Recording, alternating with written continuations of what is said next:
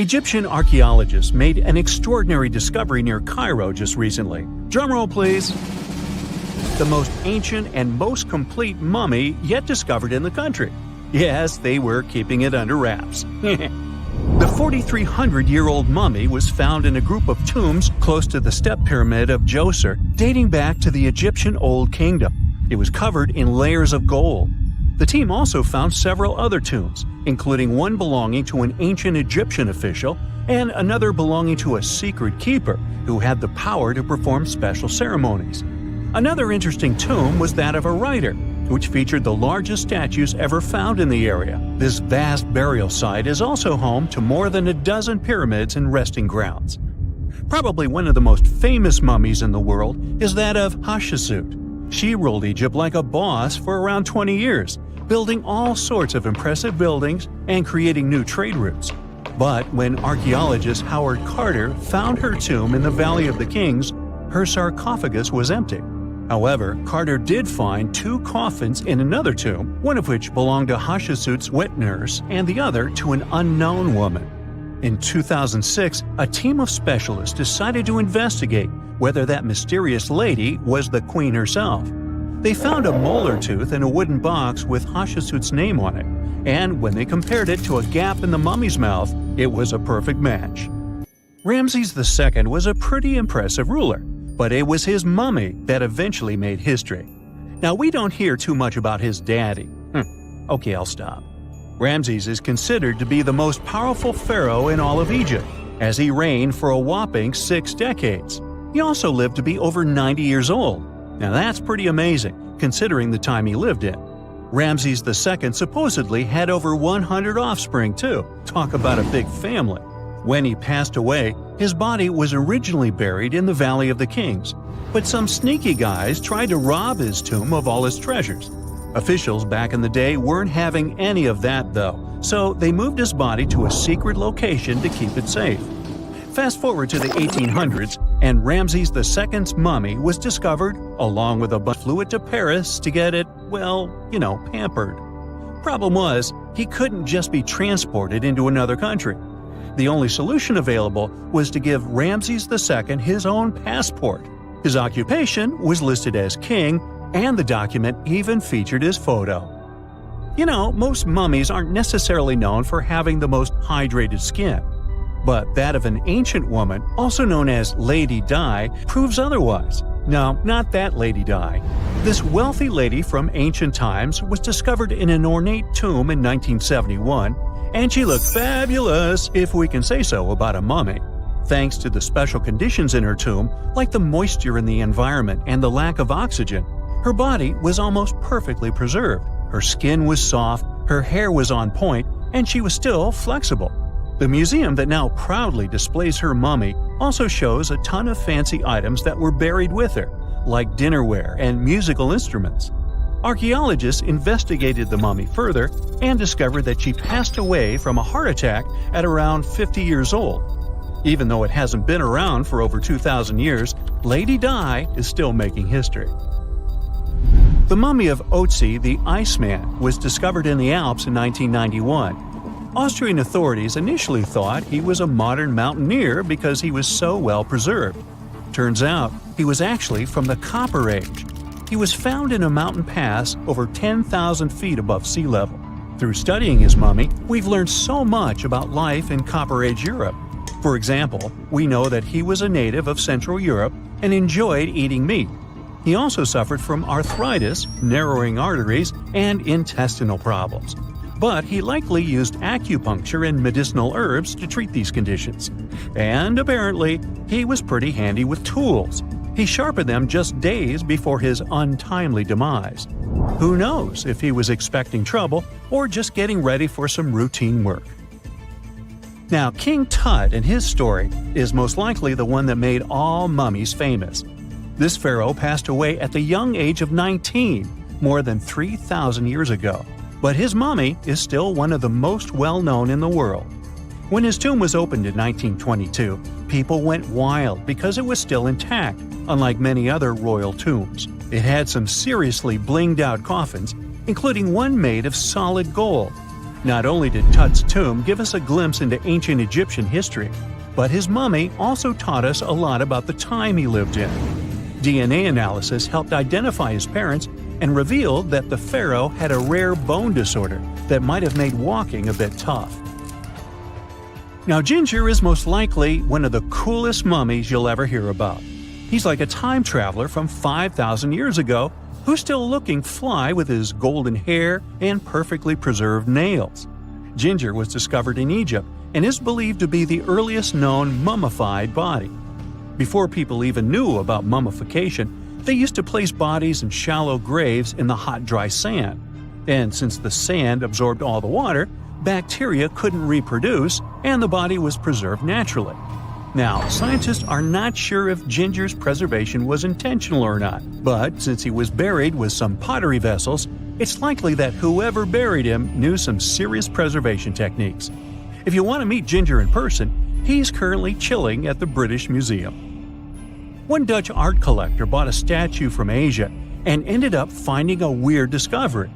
The statue contained a mummy hidden inside. Unfortunately, the body was too fragile to move, so they had to leave it there.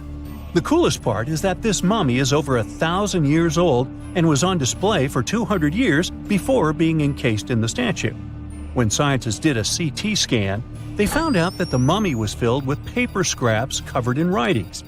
Experts think he might have done this thing called self-mummification, which is a pretty intense process involving a special diet and tea that makes your body less prone to bacteria. Only a few people could handle this ritual, and those who managed to do that were seriously respected. No other Egyptian queen has baffled scientists and historians like the stunning Nefertiti. Based on her statues, she was known for her slender neck, wide eyes, and high cheekbones. Her name translates to "the beautiful woman has come." Talk about living up to your name, huh? Even though she wasn't a pharaoh herself, Nefertiti still managed to leave a lasting impression. Written records suggest that, as a wife and queen, she held an incredibly influential role. Because of her power, she was indeed admired, but she also managed to make quite a lot of enemies throughout her life. She was also related to King Tut, but not biologically. Rather, she was his stepmother. So far, locals have yet to identify her mummy, but that may soon change.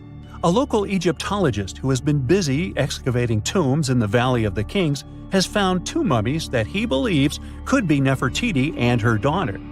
According to specialists, we may soon finally get a definitive answer about the identity of these two mummies. And if one of them does turn out to be Nefertiti, we could be in for a real treat. DNA analysis and CT scans of the mummy could give us the most complete and accurate image of the queen that we've ever seen.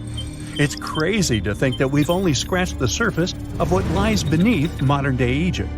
Nefertiti ruled during a time of great power and prosperity in Egypt, but unfortunately passed away in a period of social turmoil, leading to her gravesite being lost. Now, where's my mummy? The ancient city of Osiris Magna is hidden on the northern coast of Egypt. These days it has very little of its former glory, but what lies beneath it may hold the secret to uncovering a famous mystery, that of Cleopatra, the most memorable Egyptian queen in history. The recently discovered tunnel is also known as a geometric miracle for its time. Excavations have uncovered a 43-foot-long structure below the ground, which is partially submerged in water. Its shape and construction technique are similar to that of the Eupalinos tunnel, another amazing ancient discovery. This one is located in Greece and was built by excavating simultaneously from 2 points, aiming to have them meet in the middle. The use of math and geometry to make this construction was astonishingly precise for those days, more so since it was built near a mountain. Archaeologists that have been working on the Osiris Magna site since 2004 believe this tunnel may lead to the lost tomb of Cleopatra. The clues they found so far seem to back up this theory. For starters, the city and its temple were built by one of Cleopatra's ancestors, Ptolemy II. All the architecture seems to indicate it was dedicated to the ancient spirit Osiris and his queen Isis. Throughout her reign, Cleopatra did try to associate herself with Isis, so it may be no surprise she chose this location as her final resting place. Scientists have yet to pinpoint Cleopatra's tomb, but research continues with the help of modern technology. To study this location better, archaeologists have even used a special device called ground-penetrating radar. This tool allows us to analyze what lies beneath the ground without being intrusive. Since this tunnel is so old, research needs to be done very delicately. Seeing pictures of what's underground before you start digging is incredibly useful and has been done here since 2011. Finally discovering Cleopatra's tomb may help us piece together her story, especially what might have happened during the last portion of her life, which is still surrounded by mystery. We still don't know the exact cause of her passing. Some believe she may have let herself be bitten by a poisonous Egyptian cobra. Others have suggested that she was well accustomed to toxic substances, even hiding some in her hairbrush in case she ever needed it. But that's not to say she chose to use it on herself. We do have a lot of other interesting information on Cleopatra that's equally as impressive, like the fact that she had a stylist. Most of the images you've seen depicting this famous queen show her wearing black eyeliner. This look was put together by Iras, a woman known to have been her personal beautician. She traced the long line from her eyes to her temples, a makeup technique still used today to enhance the eyes. Iras was an important figure throughout Cleopatra's life, known also as her confidant and close friend. There are even theories that suggest Iras was there by her side when she passed away. Despite her well-thought-out looks, Cleopatra wasn't as pretty as she's described. Or at least, that's what recent research has pointed out. Sure, if we look at movies and modern imagery, she's depicted as this incredibly beautiful woman with symmetrical and delicate features. However, if we look at coins showcasing her image from back in the day, her looks are rather average. Her image on the coins might have been adjusted, too, to make the queen look stronger in the eyes of her people. So there is no trusted source available to confirm her image, but her description in most pieces of ancient literature speaks of her other qualities, like her voice and personality, not of her beauty. Cleopatra might have been the most famous Egyptian queen to this day, but she wasn't the first choice. She did have an older sister, Berenice, that was initially supposed to take the throne. Berenice passed away before she could do that, so Cleopatra took on the role and began investing in her education. She traveled throughout the country quite frequently, so she could become accustomed to her people and their needs. She was only 18 when the responsibilities were passed down to her, and immediately gained popularity because of her intelligence and education. Her taste in literature was quite good too. She was known to be a fan of Homer, the famed Greek philosopher and poet. Cleopatra loved to write as much as she loved to read. There are even claims that she wrote a book on medicine and cosmetics, but we have no evidence to this day that such work ever existed. Part of being a great leader back then meant you had to speak multiple languages. Cleopatra clearly understood that, and that's why she's rumored to have known many languages to varying degrees. Some archaeologists suggested she spoke Greek, Egyptian, and Ethiopian, as well as many Arabic dialects. She might have even spoken Latin, but there's little evidence to support this claim. She might not have had angelic looks, but Cleopatra was really careful with the way she looked, even with her diet. She was known to have enjoyed simple meals, including a variety of fish. Since she lived close to the Mediterranean Sea, it's really no surprise. As a treat, she liked to eat stuffed pigeons, which she also served to her guests. Other dishes on the menu included vegetables and fava bean soup. Fruits and nuts weren't missing from her diet either, and she was also a big fan of honey. Recently, a team of experts has even tried to recreate her famous perfume. Think of it like the ancient equivalent of Chanel No. 5. Cleopatra was known to be a fan of luxurious scents, which she believed could even influence how people treated her when they met. The basis of this scent is myrrh, a resin gathered from a local tree. Other ingredients added to the mixture were also found back in the day, like cardamom, olive oil, and cinnamon. The results may not be quite as delicate as the perfumes we know and use today. Its consistency was way thicker, and the scent lasted way longer. When she was at the height of her power, Cleopatra might have been the richest person in the world. Back in the day, she ruled over a territory that stretched across the Mediterranean, from modern-day Libya in the west through Egypt to Syria in the east. This is the largest territory ever ruled over by a woman. In today's currency, her worth might have been somewhere around $95 billion. The calendars we use today may have been introduced by Cleopatra herself. She presented the idea of leap years and leap days to Caesar, the Roman emperor she was known to have been close with. Taking her advice, Caesar made these adjustments part of the official Roman calendar. The ancient Egyptians already knew the year was longer than precisely 365 days.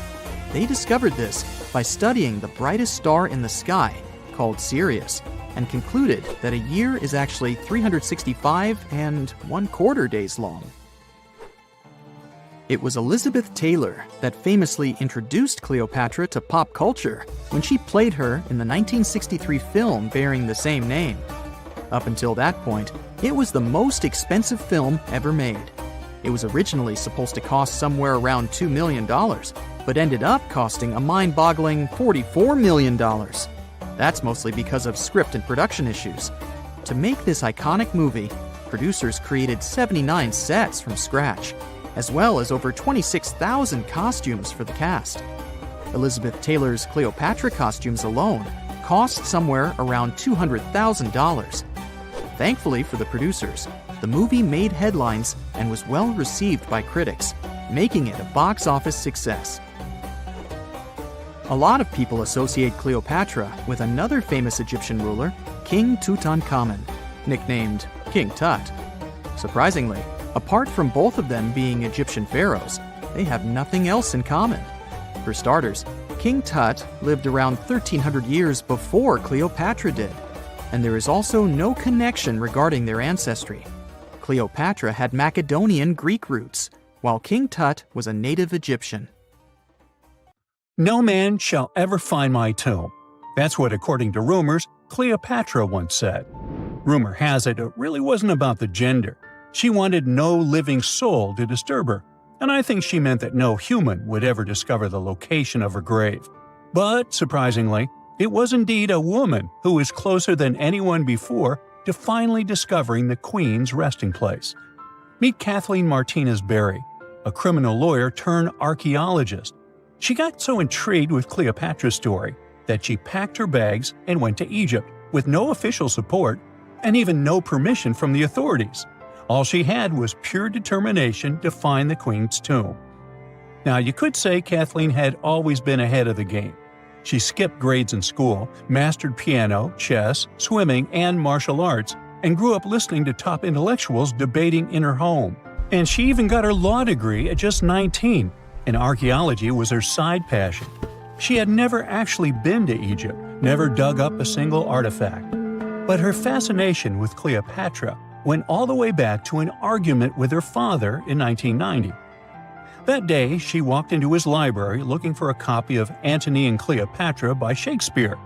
Her dad, Fausto Martinez, a professor and legal expert, casually called Cleopatra a seductress. Kathleen wasn't having it. She fired back, arguing that history had been totally unfair to Cleopatra. The Romans, she said, wanted to destroy her reputation, and for centuries, people had just believed their version of the story. The debate went on for hours, and in the end, her father admitted maybe he had judged Cleopatra too harshly. That conversation changed everything for Kathleen. From that day on, she read every ancient text she could find, especially Plutarch's account of Cleopatra and Mark Antony. The more she learned, the more convinced she became that Cleopatra wasn't just some queen who fell for the wrong guy. She was a genius, playing a dangerous political game to keep Egypt independent. And the more she read, the more she started thinking, What if everyone had been looking for Cleopatra's tomb in the wrong place? That thought stuck with her. When she was caring for her second child, she earned a master's in archaeology. Multitasking. That reignited an obsession that would take over her life, uncovering the truth about Cleopatra. Even though most experts believe that Cleopatra's tomb, along with the final resting place of 13 other Ptolemaic rulers, lies somewhere beneath modern-day Alexandria, Dr. Martinez has a different idea. She believes Cleopatra was buried at Taposiris Magna, an ancient temple dedicated to Osiris, the Egyptian deity of the afterlife. But she still needed an ancient foundation plate. These plates, about the size of a smartphone, were placed beneath important temple structures and often contained inscriptions explaining when and why the temple was built. If she could find a plate that confirmed the temple was dedicated to Isis, Cleopatra's patron deity, she'd have solid proof that this was the right place to look. Nothing could deter Martinez. She excavated the entire temple site, digging deeper than anyone before her. Her team found coins with Cleopatra's name and face stamped on them. It meant Cleopatra had a direct connection to this site. Then, they uncovered something even more interesting: a tunnel used to bring water to people, leading straight from the temple into the Mediterranean Sea. So, if parts of the temple had already sunken into the water, could Cleopatra's tomb be down there too? Martinez needed proof to convince Egyptian authorities to let her search underwater. And, against all odds, she found the missing foundation plate. On it, the pharaoh offered a large area of Nubia to deity Isis. That was it, the confirmation she needed.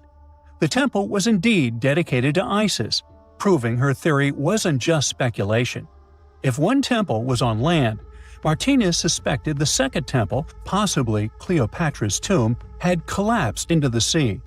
She needed help from experts in underwater archaeology, so she reached out to Robert Ballard, the guy who discovered the Titanic. With support from the Egyptian authorities, she and her team began exploring the waters off the coast of Alexandria. And what they found was mind-blowing. Underwater, they discovered massive stone structures, some standing 6 to 10 feet tall, right where the coastline would have been thousands of years ago. They also found basalt blocks, the same material used in the statues from the first temple. That meant one thing: those weren't just random rocks. They were the remains of a lost city, buried beneath the sea for centuries. Now, we can only wait and see whether Martinez and her team will be able to unravel one of the greatest mysteries of the past left by the outstanding woman that was Cleopatra. Here's some backstory. After her father, Ptolemy VII, passed away, Egypt's throne went to both Ptolemy VIII and Cleopatra, or so it seemed. Cleopatra, just 18 at the time, allegedly married her 10-year-old brother. Yeah, ancient royalty had some different customs, though there's no solid proof of that. But sibling love didn't last long. Young Ptolemy decided he wanted all the power for himself and tried to push Cleopatra out. Forced to flee the country, she didn't just sit around feeling sorry for herself. She raised an army, ready to march back and take what was hers. That's how, at 21, she was already in the Sinai Desert, leading an army and planning her return to the throne. Now, by that time, Cleopatra had already been locked in a powerful political, and not only political, alliance with Julius Caesar. In June 47 BC, she gave birth to a son, Ptolemy Caesar, better known as Caesarion, who, many believe, was Caesar's child. But that didn't stop her from playing by Egyptian royal rules. And her husband number 2, her other brother, Ptolemy XIV. Yep, despite her ongoing affair with Caesar, Cleopatra married yet another sibling, because, in her world, keeping the throne in the family was the name of the game. Now, marriage aside, Cleopatra's bond with Caesar stayed strong. She even traveled to Rome with Ptolemy XIV for a state visit. But instead of playing the role of a dutiful queen, she stayed in Caesar's private villa by the Tiber River. But after Julius Caesar lost his life in 44 BCE on the Ides of March, Cleopatra's political standing became shaky. To make matters worse, her brother-husband Ptolemy XIV passed away soon after, and some suspect Cleopatra had a hand in it, leaving her as the sole ruler of Egypt. Meanwhile, back in Rome, Mark Antony was rising to power as Caesar's presumed successor. Wanting to size up the Queen of Egypt, he summoned Cleopatra, and she did not disappoint. Sailing into town on a lavish barge, dressed as a deity, Cleopatra made quite an entrance. Antony was instantly mesmerized, so much so that he left his third wife back in Rome and followed Cleopatra to Alexandria, where their relationship turned into a full-blown royal affair. The two had 3 children together. Together, they waged war against Caesar's adopted son, Octavian, in a battle for control of the Roman Empire. The last time the queen was seen, she was in her mausoleum, dressed in full royal splendor, diadem on her head, lying on what Plutarch called a golden couch. When Antony and Cleopatra lost at Actium, Octavian's forces marched into Alexandria. Cleopatra apparently knew the end was near, so she locked herself inside her mausoleum, surrounded by gold, silver, pearls, and priceless art. Those were the treasures she threatened to burn rather than let the Romans take them. Antony, meanwhile, wasn't going to let the Romans capture him alive. He wounded himself with his own sword, but before he passed away, he was carried to Cleopatra's side. She held him as he took his last breath in her arms. A little over a week later, Cleopatra made her own choice. Rather than face humiliation as Octavia's prisoner, she ended her life. Legend says it was the bite of a deadly asp, though history isn't quite clear on that. At the time, Cleopatra was only 39. Sounds like a rather full life to me. There are countless doors all over the world that haven't been opened for decades, and even centuries. The question is why? It seems that nowadays you can open any door you want. The truth is that some doors were sealed for a grave reason. And so far, nobody has found out what treasures and mysteries they hide. Here are 4 doors that keep their secrets all too well. The Taj Mahal. First up, we've got the Taj Mahal in India, one of the most romantic places in the world. Shah Jahan commissioned it in 1631 and dedicated it to his 3rd wife, who he loved like crazy. They were married for 19 years and had a whopping 14 kids together. But unfortunately, she passed away while giving birth to their last baby. Shah Jahan was heartbroken and decided to build an epic tomb to remember her by. The construction took a whopping 20 years to finish. The building has quite an interesting layout. The design is super unusual with these 4 massive 130-foot tall minarets that stand on the corners of a huge platform. They're not just there for looks. Back in the 17th century, architects were having some serious issues with buildings collapsing under their own weight. So, the chief architect of the Taj Mahal made sure to place those minarets as far away from the tomb as possible. And he even tilted them in a way so that if they did fall, they wouldn't wreck the rest of the Taj Mahal. Talk about planning ahead. The Taj Mahal is hiding some crazy secrets. There are sealed rooms all over the place that nobody is allowed to enter. And if you check out photos of the building from the riverside, you can spot 2 basements. But guess what? They're sealed up too. Nobody knows what's inside or why they've been locked up since the time of Shah Jahan. Apparently, there's a good reason why those rooms are off limits. Some researchers think that they were built using marble, which turns into a different substance called calcium carbonate if it's exposed to carbon dioxide. And when that happens, little bits of marble start chipping off like crazy. To make matters worse, there's no air flowing into these rooms. That means that if too much CO2 builds up in the basement, the 4 minarets could collapse. But wait, there's more. Some people think that the body of Shah Jahan's wife can be found in one of these sealed-up rooms in pristine condition. Why not? Who knows what the mysterious rooms might keep? The Great Sphinx of Giza. The Great Sphinx of Giza is shrouded in mystery. It's not just the largest monolith statue in the world, but it's also a hybrid creature with a woman's head and a lion's body that originates from Egyptian and Greek mythology. It's also very ancient. It's estimated to be around 4,500 years old. The construction of this marvel took about 3 years and required 100 workers who were not slaves and were treated with delicacies like sheep and goat meat. It is also thought that it used to be much more massive than it is now. Archaeologists found huge stone blocks and abandoned toolkits near the site. However, the real secrets of the Sphinx lie underground, near its paws. A group of scientists used a seismograph to detect 2 hidden chambers beneath the Sphinx's paws. Some people think that these rooms might be the legendary Hall of Records, which holds ancient scrolls revealing the secrets of the universe. I mean, that's way cooler than any library I've ever been to. Rumor has it that the Egyptians even had info on Atlantis stashed down there, which is like a super old version of a conspiracy theory. Unfortunately, we can't go on an adventure to check it out just yet. The chambers presumably have 2 entrances, but both remain sealed. The researchers haven't yet received the green light to check out their theory. Let's hope they won't keep us in suspense forever. Sri Padmanabhaswamy Temple. This temple is located in the beautiful state of Kerala in India. This temple is famous for more than just its breathtaking beauty. Underneath the temple there are 6 vaults, creatively named A, B, C, D, E, and F. The enormous iron doors to these chambers add to the mystery of what's behind them. A few years back, the authorities decided to open these vaults to the world, but it wasn't an easy task. You can't just open the doors and enter the vaults. It required a lot of work. It took them a while, but finally, in 2011, they opened 5 of the 6 chambers. And guess what they found? Tons of treasure. Bags of gold, precious gemstones, and priceless diamond jewelry. The estimated worth of everything found in the vaults is a whopping $1 trillion.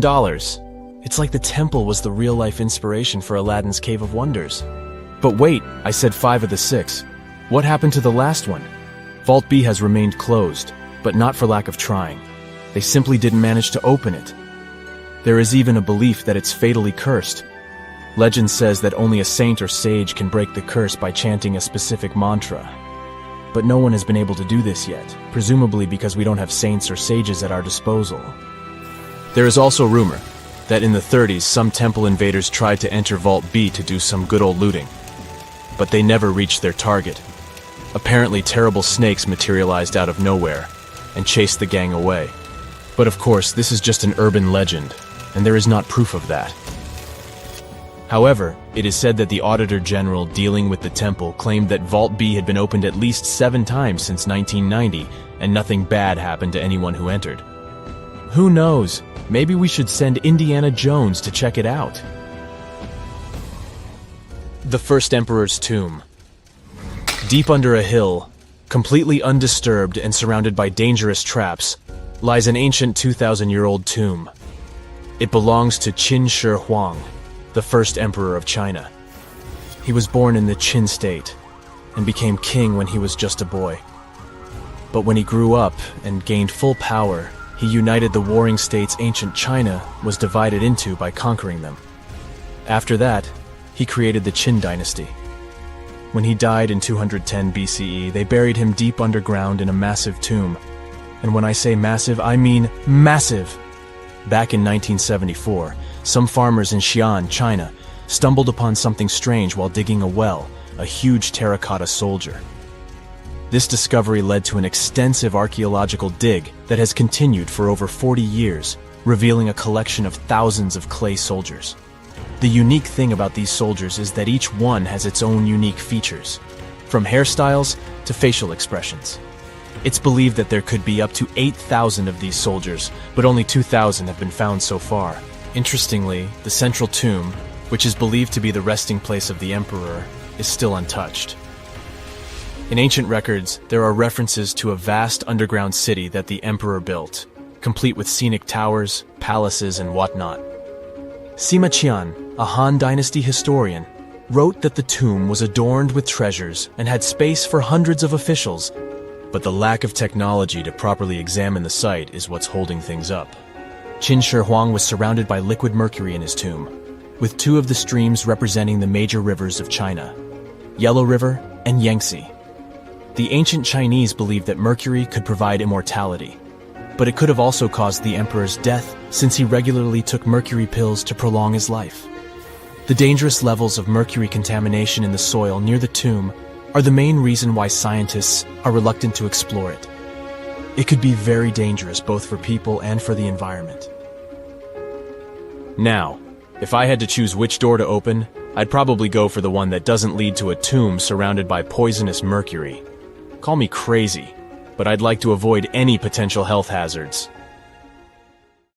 A gruesome discovery took place in Egypt some years ago. You want to hear about it? 16 human hands, carefully buried in 4 eerie pits. They didn't look too much like human hands at first, since they were abnormally large, but they were. Weirdly, there were only right hands. No left hands were in sight. It turned out that it points to the practice of an ancient dark ritual. Old Egyptian art and tales talked of a ceremony where warriors would present the right hand of their adversaries as proof of victory and ask for gold in return. Egyptians believed in the afterlife, so cutting off someone's hand meant you cut off their power eternally. Guaranteeing this type of defeat was interesting to the winning party. Here, the fight was between Egyptians versus Hyksos, who lived in what was once known as Canaan. Egypt has always been the center of some history-changing findings, and some time ago, this papyrus was found. If we stretched it open, it would be just a tad bigger than the height of a skyscraper. The world's tiniest skyscraper, which is located in Wichita Falls, Texas. When humans didn't write on their notes app, they wrote on this thing, made from the medulla of a papyrus plant. Around 2,000 years ago, ancient Egyptians wrote something reminiscent of a book where they describe most of their funerary traditions and their visions of the afterlife. It's considered one of the most important texts from ancient Egypt and is still sold in bookstores to this day. This ancient manuscript was unearthed from a chamber located just south of the Pyramid of Djoser, located in Sakara. Oh yes, Djoser is the oldest pyramid in Egypt and not the Giza pyramids like most people think. So recently, the site of Sakara buzzed with excited archaeologists who probably found one of Egypt's oldest complete mummies. They believe that this beautiful and well-preserved mummy was that of a wealthy man. He was discovered in a deep shaft, covered in layers of gold leaves. There are many symbols that show he was an important and wealthy man, like the band he wore on his head, the bracelet on his chest, and the fact that he was embalmed with a tunic, which was reserved for Egypt's finest. The most exciting part of the entire discovery was finding the resting place sealed with mortar, just as the ancient Egyptians had left it 4,300 years ago. Now this may sound weird, but back in 2008, archaeologists discovered a missing pyramid. Now it went missing because it deteriorated over the span of 4,000 years. Today, you can only see its base. It was a pretty important site back in ancient times. It is said that around the area of the pyramid, the ancients hosted a special type of ceremony where high priests would carry mummified remains of sacred bulls. Now, here's a fun fact. Ancient Egyptians believed that Apis bulls were earthly incarnations of the city deity of Memphis and was connected to rites of fertility. It wasn't just any Apis bull, though. They needed to be all black with a single white mark between its horns and a bunch of very specific characteristics. They were selected by the local priests and honored until they passed away. After that, they were mummified and buried in underground galleries. Meanwhile, this missing pyramid sort of disappeared around the 1800s. It was a German archaeologist who first found it in the village of Sakara. He called it the Headless Pyramid when he first found it. But then, years after the official discovery, the desert sand came along and covered the whole thing. There were some excavations between the 19th and 20th centuries, but they weren't too systematic. That's why scientists were so thrilled when they dug an entire pyramid's base after removing the 25-foot mound of sand that was covering it. Oh, and it turns out American archaeologists are excavating a cemetery in Egypt that could contain over 1 million mummified bodies. So far, archaeologists have dug around 1,700 mummies. One of the main differences from other classic Egyptian mummies is that these people weren't kings and pharaohs. They were commoners that most likely lived about 1,500 years ago, when Egypt was controlled by the Roman and Byzantine empires. The name of the cemetery is cool, though, The Way of the Water Buffalo, just in case you want to check it out on your next trip. Other than bulls and buffaloes, ancient Egyptians also liked baboons. Are you seeing a pattern here? In the beginning of the 20th century, archaeologists discovered a site filled with mummified baboons in a place called, guess what? The Valley of Monkeys. An animal wouldn't have been mummified if it wasn't considered important. Certain animals were more important than others, since they were linked to specific deities. Jackals were connected to Anubis, the ancient god of the afterlife, and cats were likened to the female deity Bastet. Baboons were a pretty big deal, since they were believed to be connected to Thoth, the deity of wisdom and advisor to Ra, one of Egypt's supreme deities. The archaeologists who studied these animals weren't too happy. They think these baboons were kept inside and were deprived of sunlight for most of their lives. They had extreme vitamin D deficiencies and they were poorly fed. Maybe Thoth got angry with these baboon keepers. Just a guess. Since there's never a boring day for archaeologists in Egypt, they also found human mummies with golden tongues. Since Egyptians were all about the afterlife, they believed that golden tongues might help a person speak once they pass to the other side. I mean, it's a long shot, but hey, why not? Some of these mummies were placed in wooden coffins with goods, such as necklaces, pottery, golden artifacts in the shape of lotus flowers, and scarab beetles, and iPhones. Just kidding. A new temple was also unearthed recently in Egypt. Scientists believe it was dedicated to honor Zeus Cassius. That deity would be a cross between Zeus, the almighty Greek deity of the sky, and Mount Cassius. While digging around the Sinai Peninsula in Egypt, archaeologists spotted 2 pink granite columns poking out of the ground, and bingo. They believe these columns represented the temple's front gate and collapsed during an earthquake many years ago. And speaking of deities, there weren't only super serious deities. Recently, scientists unearthed a golden ring in a city south of Cairo. No, Frodo, it's not magical. It was a normal gold ring, but it had the depiction of the deity of fun, officially named Bes. This deity is often described in sacred texts as a happy chubby dwarf. Today, many tattoos we get are sorta deprived of any sense and are made of aesthetic purposes only. In ancient Egypt, though, women would get tattoos as a token of protection for childbirth. That's what scientists think, at least. Around the Nile region, scientists found some mummies that had well-preserved tattoos, which is a rarity since the skin deteriorates so easily. 2 of these women tattooed their lower backs, and the drawings were simple. They were mostly pictures, including that same chubby dwarf we just talked about, Bes. He also had a side hustle as the protector of women during childbirth. Now, would you believe me if I told you ancient Egyptians invented robots? No? Well, that's because that's not entirely true. Sure, they were astronomers, mathematicians, and engineers, and somehow they also squeezed an eccentric invention into that package. An automated deity some scientists called Hathor. This wooden statue had been in the Metropolitan Museum of Art for years before someone noticed its secret. With the help of an X-ray machine, specialists discovered a mechanical operating system inside it. The pulley-like axis goes from the statue's shoulder to her left leg. When the system rotates, the statue raises and lowers her hand. Hey, pick me! Pick me! I got my hand up here. Miles and miles of yellow sand, treeless mountain ridges, and scorching hot sun over your head. And suddenly, something you'd never expect to come across in a barren desert. A small group of overexcited people. They're as happy as you would be if you had won a lottery. They've just found an ancient tomb, once flooded with its walls in bad shape. But the stuff they discovered inside proves that this is the burial site of one of Egypt's most mysterious pharaohs. Historians have been hunting for his tomb for years, but no one expected it to hide ancient treasures. Fast forward. After careful examination of the site, Egyptian officials have announced the discovery of the tomb of King Thutmose II. It's the last missing tomb from Egypt's 18th dynasty. And this is also the first royal tomb found since King Tutankhamun's was discovered in 1922, in more than 100 years. A team of Egyptian and British archaeologists found the tomb in the Theban Mountains area, west of Luxor, near the famous Valley of the Kings.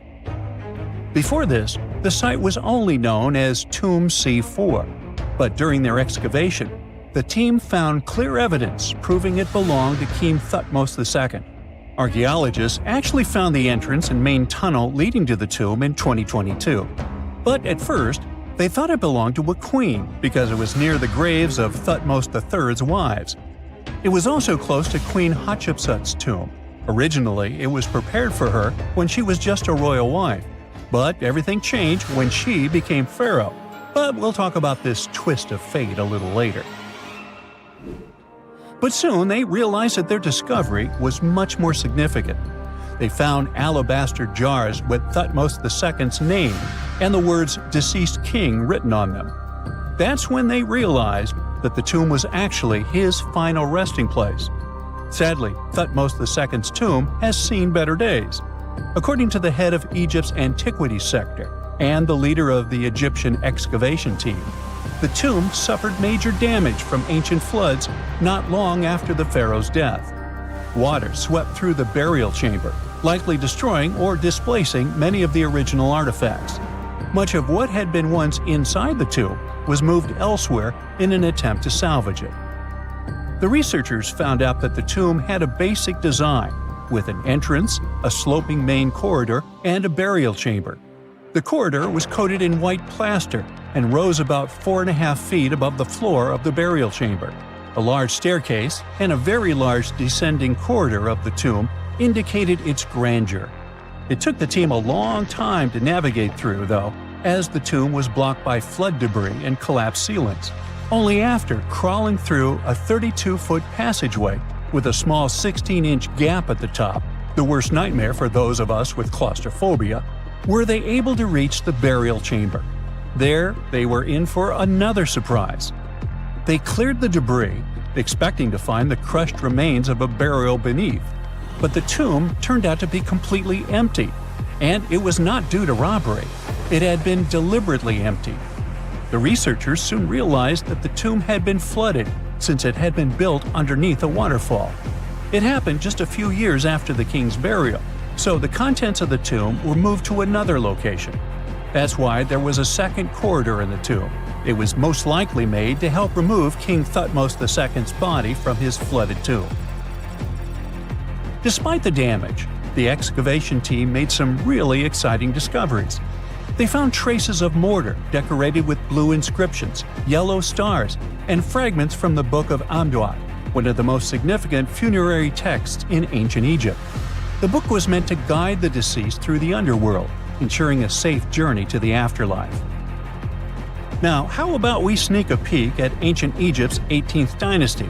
It was all about conquering lands, expanding the empire, and building jaw-dropping monuments.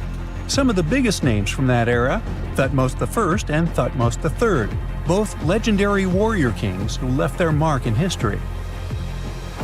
Thutmose I was a fierce fighter who led major military campaigns, pushing Egypt's border further south than ever before, all the way to the fourth cataract of the Nile. His victories gave Egypt access to new trade routes, stronger political ties, and more wealth. His conquests were so significant that they were recorded in the tombs of his top officials. Thutmose III, sometimes called Thutmose the Great, took things even further. He was not only an incredible military strategist, but also the commander of Pharaoh Hatshepsut's armies before becoming king himself. He led between 17 and 20 military campaigns, winning every single one and expanding Egypt's empire to its peak. He even created the world's first navy.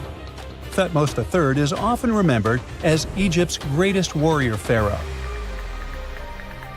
And sandwiched between these two powerhouses was Thutmose II, a pharaoh who doesn't get nearly as much attention. Hey, the middle child, right? His reign lasted only about 5 years before he passed away at around age 30 in 1479 BCE. He is kind of a mystery. No one really knows what he accomplished. For the longest time, even the location of his burial site was totally unknown. His body was actually found in the 19th century. It was just lying around in the mortuary temple of Deir el-Bahari, in a secret chamber where priests used to hide royal mummies centuries after their original tombs were looted by grave robbers. In other words, Thutmose II's body must have been moved from his original resting place at some point in history to protect it. During his lifetime, Thutmose II made at least one major impact on Egyptian history. He married his half-sister, Hatshepsut. That might not sound like a big deal, but it helped her become Egypt's greatest female pharaoh after he passed. The catch? She kept her stepson, Thutmose III, off the throne for decades. When he finally took power, he erased her name from history out of spite. And still, Hatshepsut is one of Egypt's greatest pharaohs, no matter if you're talking about a man or a woman. She brought a lot of wealth and art to Egypt. She led a big trading trip to a place called Punt, where she brought back things like gold, ebony, and incense. She also made sure her name lasted by building amazing structures that we can still see today. At Karnak, she added huge obelisks. One of them is still standing tall. She also was the one to build the Temple of Dir al-Bahre with its countless columns. She was buried there.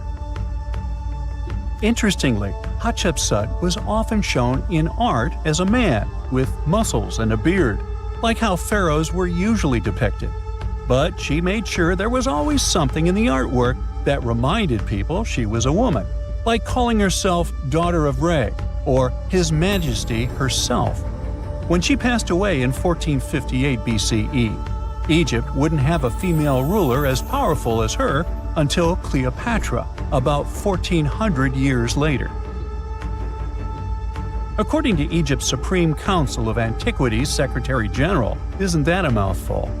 Hatshepsut's name actually appears in Thutmose II's tomb, meaning she might have even handled his burial. As for their final resting places, well, Hatshepsut was buried in the Valley of the Kings, and Thutmose II's mummy is now in the National Museum of Egyptian Civilization, alongside other ancient Egyptian rulers.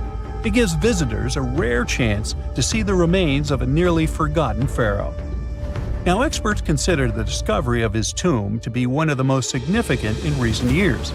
The artifacts found there add important details to our understanding of the history of the region and Thutmose II's rule.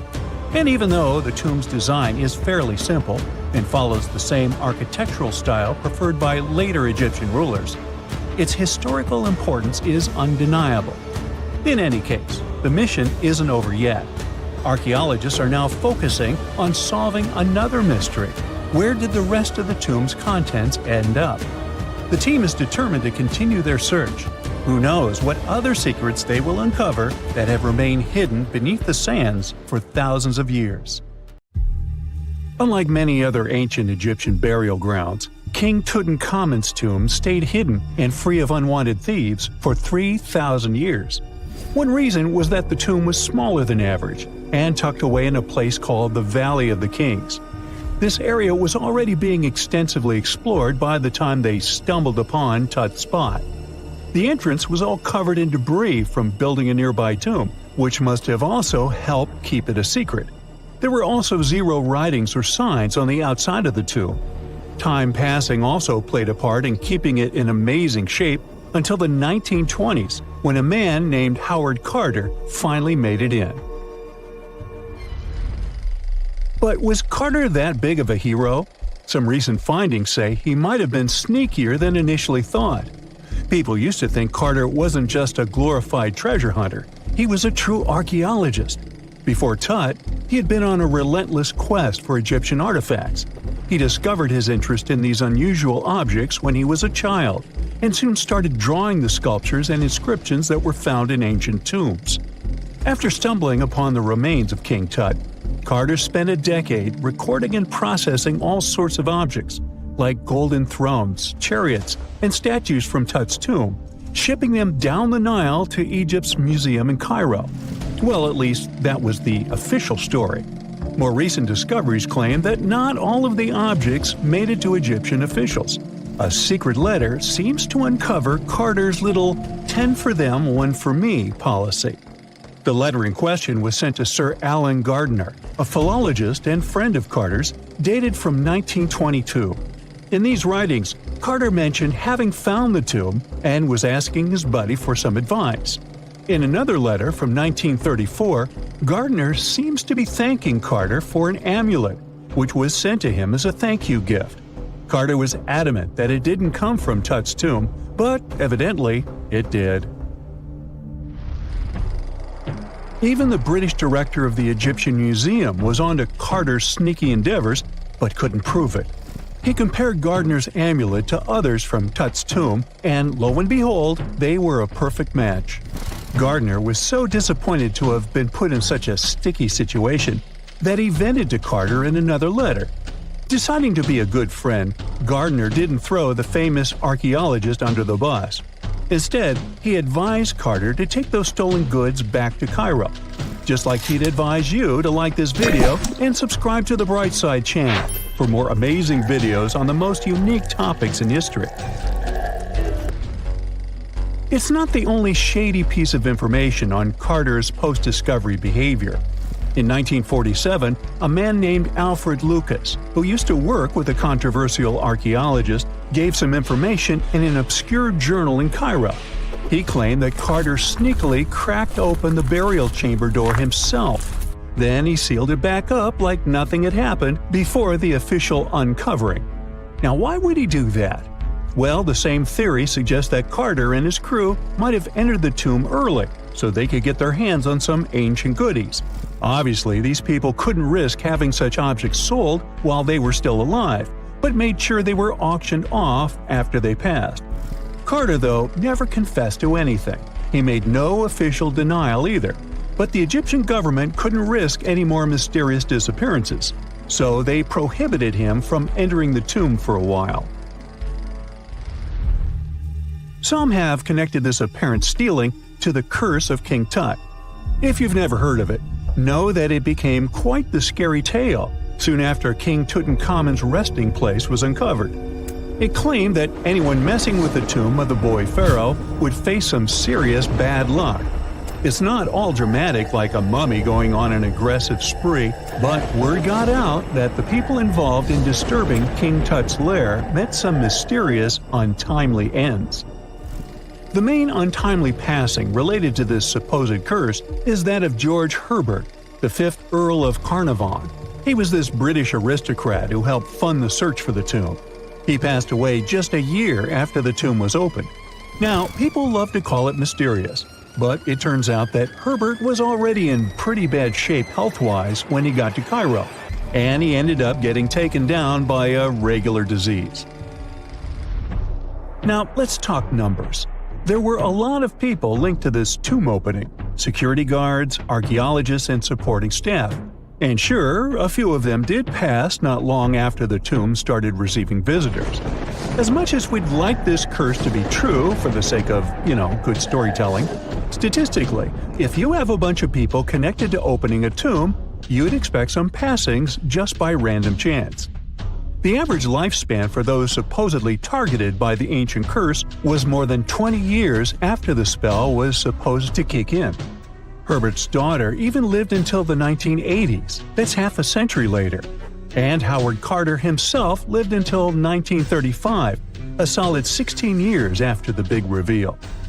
Some have suggested that the whole curse was nothing more than a careful PR strategy. You see, when Tut's tomb was found, Howard Carter wanted to make a priority out of keeping nosy reporters away. So he might have come up with a curse hanging over anyone entering the boy king's resting place. But what was stolen from King Tut's tomb anyway? Well, some jewelry to begin with. It might have been snatched by Howard Carter himself, according to a French specialist. He did some intensive research by looking at old pictures taken from inside the tomb back in the 1920s. He compared those images to various objects from museums and auction houses. He soon started to piece together the whereabouts of some of Tut's jewelry.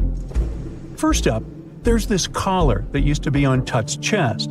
It was all broken into pieces, and some parts went via Carter to the Nelson Atkins Museum in Missouri. Meanwhile, other bits ended up on a necklace owned by some unnamed people who tried to sell it in 2015 but failed. Even the Nelson Atkins Museum agrees, as they've confirmed the information on their website. Then there's a headdress piece. Some beads from it that once belonged to Tut apparently got stolen by Carter too. They were also strung into a necklace and are now being held at the St. Louis Art Museum. Another fancy collar made out of glazed ceramic magic spent some time at the Met, far away in New York. Thankfully, it was sent back to Egypt a bit over a decade ago. This seems to have been, as you'd expect by now, also stolen by Carter.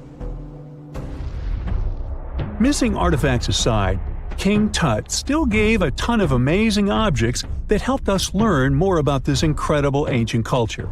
Starting with the famous burial mask. It's this massive 21-inch gold art piece with semi-precious stones and glass paste. It weighs 22 pounds and showcases the boy pharaoh with a long beard and a headdress with a cobra and vulture. On the back, there's this spell from an important ancient Egyptian spiritual book that's supposed to make sure it works just as well in the afterlife. Tut was also apparently a board game enthusiast. They found 4 board games in his tomb, some made of ivory. Archaeologists also found a pair of gold sandals, though you'd imagine they were more for show than for comfort. In fact, the pharaoh probably never wore them in his lifetime. Now, speaking of fashion items, it turns out Tut was quite the fancy ruler. They even found a mannequin in his tomb that was used to pick out, adjust, and store his outfits and jewelry. The boy king seemed to have also enjoyed some music, based on the 2 trumpets historians found in his tomb. Though they were played back in 1935 in a BBC broadcast, the instruments are today considered too fragile to be maneuvered. Egyptologists have been digging around every inch of the Great Pyramid for ages. Yet somehow, they overlooked this stunning pink granite bathtub buried a few miles next to it. And here's the deal. This mysterious oval tube lying next to the Khufu pyramid for years may provide evidence that the Egyptians built the pyramids not only for monumental purposes, but also to generate electricity, experimenting with it long before Alessandro Volta and Thomas Edison. The Giza Plateau is famous for its 3 pyramids, Khufu, Khafre, and Menkaure. But there are also 2 smaller foundations next to them, the unfinished North Pyramid of Zayat el-Aryan and the Layer Pyramid. Some researchers say these buildings were never finished, while others think they were destroyed for more mysterious reasons. One of these reasons might have to do with the original usage of the Giza pyramids, the idea that they were used as an electricity generator. To connect these dots, we need to go back to the beginning of the 20th century. That's when an Italian architect and Egyptologist named Alessandro Barsanti decided to examine the Zayat el-Aryan pyramid. Near the site, he noticed something unusual: scattered granite fragments. To a casual passerby, these might have seemed insignificant, but Barsanti recognized the signs. You see, ancient Egyptians often used sites to prepare stones before transporting them to their final destinations. The fact that there was granite on the ground intrigued him. Granite was a more expensive material than the limestone typically used for pyramids, which suggested that it might have been intended for an important and possibly hidden structure. At a depth of 68 feet, they encountered a huge pink granite block. He kept going with the excavations, and they revealed ancient inscriptions carved into the stones. They sent the drawing to experts, but no one could decipher what they meant. Were they instruction sets to something? That's when Barsanti made his biggest discovery. He found an oval-shaped vat carved from pink granite and polished to a mirror-like finish. The thing is, the vat had been carefully sealed. When they opened it, they found a thin black residue along the walls. I'm thinking something in the lines of a black oily substance. This discovery raised many questions for him. It didn't make sense to him that ancient Egyptians would go above and beyond to seal and protect this strange vat. By 1911, Barsanti had to abandon his effort to figure out what was the deal with that mysterious pit. But his findings intrigued researchers all over the world, and they've got their own opinions about it. One of these modern theories suggests that the other pyramids could have been used as a part of a bigger whole. It suggests that the Khufu pyramid was actually used as a water pump designed to irrigate the desert area. Apparently, the pyramid's internal chambers would function as a hydraulic system. In the 1990s, an engineer took this theory seriously and studied the pyramid's subterranean chamber. Surprisingly, he found actual signs of water damage. Apparently, the pyramid generated powerful compression waves, aka pulses, that could create electricity. This raised an important question. Could the ancient Egyptians have used the pyramids as a generator in order to produce electricity? On paper, that was proven to be possible, but hey, agreeing on the original use of the pyramids is probably one of the most difficult things in the world. So, we're still not 100% sure about this. Apart from that, Egypt is a playground for important discoveries regarding humanity's past. I mean, scientists have just discovered what looks like a cosmic command center, similar to that room from the Doctor Strange movies. They discovered an L-shaped astronomical observatory, measuring around 9,000 square feet, dating back to the 6th century BCE. Definitely the first and largest of its kind from that era. The mud brick structure housed tools used for calculating dates related to ancient Egyptian rites, royal coronations, and agricultural plans. This observatory is located in the archaeological site known as the Temple of Phuto, just 50 miles east of Alexandria. It's pretty impressive. The structure was designed so that you'd get inside the room through an east-facing entrance. This way, you'd get to see the sunrise. Once inside, you'd find a pretty huge shadow clock, used to tell time by tracking the movement of shadows inside the room. This variant of a sundial clock was nearly 16 feet long. That was quite an exciting discovery. Another interesting one was that scientists and Egyptologists have discovered the first ever pregnant mummy. Now, even if we know quite a lot about mummification processes, we keep making discoveries that open new doors into the lives of ancient Egyptians. It took so long for someone to find out this mummy was expecting at the time she was embalmed because she was placed in a male's coffin. More specifically, a male priest. Historians say that during the 19th century, a lot of traders mixed coffins up in order to sell them. Yes, that means they opened them and switched mummies to please their buyers. It was a complete surprise because they were hoping to study more about ancient health issues when they opened this coffin up. But they had another special research on their hands: prenatal practices in ancient Egypt. This mummified woman who lived about 2,000 years ago was from 20 to 30 years old when she passed away. She was found in Thebes, and her remains were incredibly well preserved. You see, mummification recipes varied across Egypt. In this woman's case, researchers could tell she was a member of the high society since she was buried with special amulets. But since mummification methodologies differed so much between cities and time periods, they still have to dig further to understand why she was embalmed along with her baby. Speaking of mummies, scientists were digging up a final resting place in Sakara, also in Egypt, and they unearthed two embalming workshops. One was for humans and the other for sacred animals. Apparently, the workshops date back to about 2,400 years ago. They were equipped with stone beds, clay pots, and ritual vessels. Everything you needed to mummify. But that's not all. Archaeologists also stumbled upon cheese stored in jars behind tombs that were over 3,000 years old. Yep, cheese. This shows that the ancient Egyptians were pretty savvy when it came to preserving food, too. They knew how to store stuff for the long haul, not just the mummies. It really shows how they applied their preservation skills to both food and bodies, giving us a glimpse into their impressive technological know-how. Scientists have also found one of Egypt's oldest complete mummies, and to their surprise, it was completely covered in gold. You see, Egyptian mummies covered in gold are already a rare thing, but they weren't expecting it to be the oldest one ever found.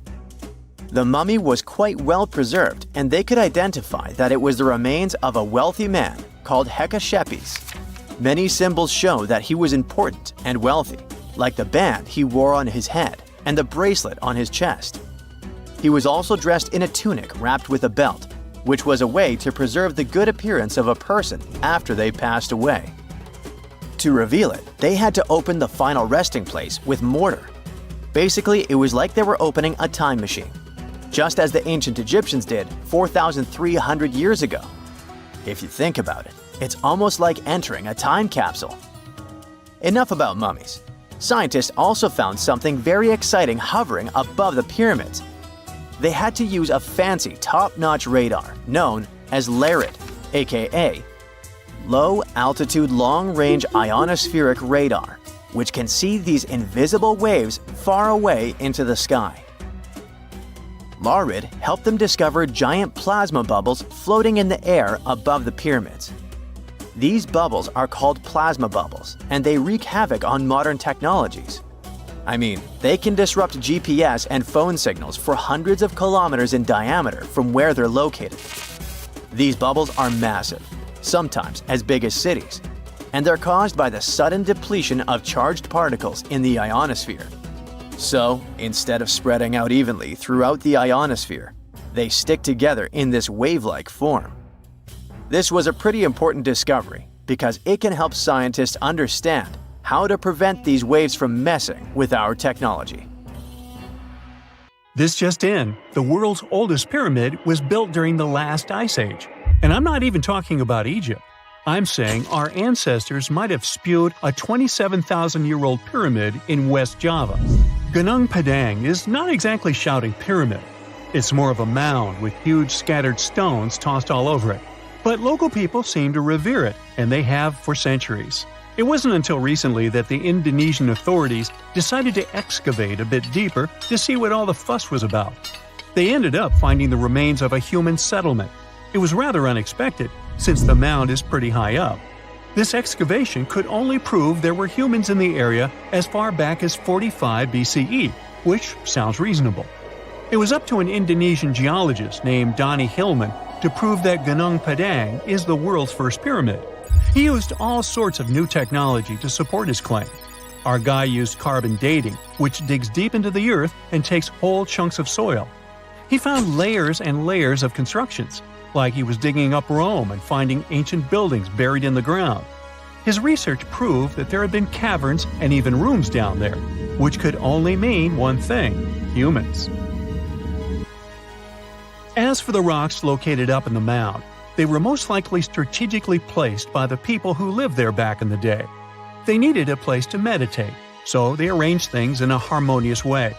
Their smooth surfaces wouldn't be the result of years of erosion, but the works of great sculptures, the Michelangelos of their day, let's say. If this is all for real, then human civilizations began way before we think they did. Our ancestors, the Paleolithic humans, didn't have what it took to be considered a civilization, especially not the tools and knowledge to build pyramids. They needed a lot of masonry skills, which weren't all that available during the last ice age. His peers don't share this view, though. They could believe Hillman's theory if he had found evidence such as charcoal and bone fragments, but he didn't. Flint Dibble, another archaeologist, says that without concrete evidence of human activity, there's no proof of an actual pyramid. In this case, all the data proves is that the soil in the mound dates back to 27,000 years ago. He thinks the rocks on top of the mound just slipped down the hill, like rocks normally do. Only a complex society would have managed to build a stepped pyramid like they claim it was. But according to Bill Farley, an American archaeologist, there's just no reason to believe there were any settlements in Indonesia during the last ice age. Now, just so you know, the oldest known ancient society with this kind of knowledge is probably 11,000 years old and used to occupy the region of modern-day Turkey. Take a look, Turkey's Göbekli Tepe. It's also not a pyramid, but it's the oldest monolithic construction made by humans.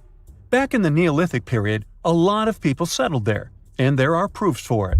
For example, the walls there are covered in ancient drawings of clothing and wild animals.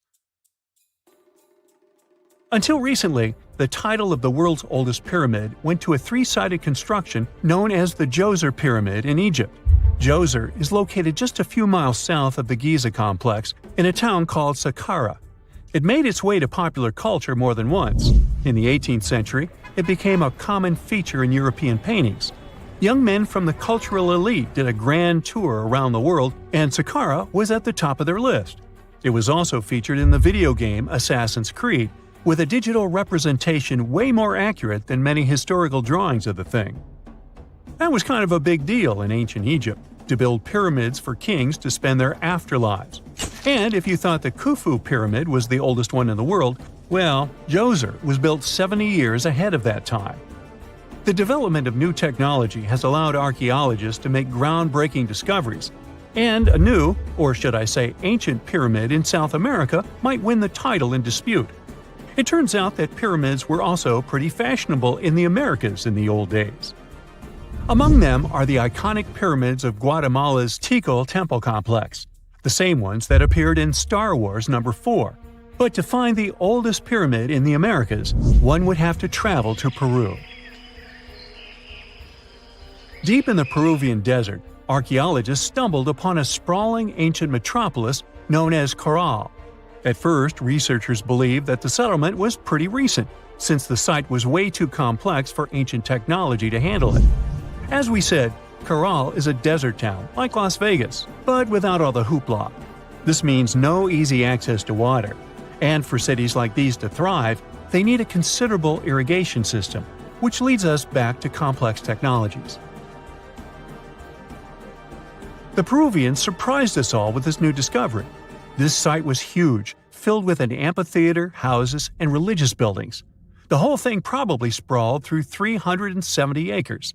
And when scientists went to test their initial hypothesis using radiocarbon dating, they found that the city probably sprung around 2027 BCE.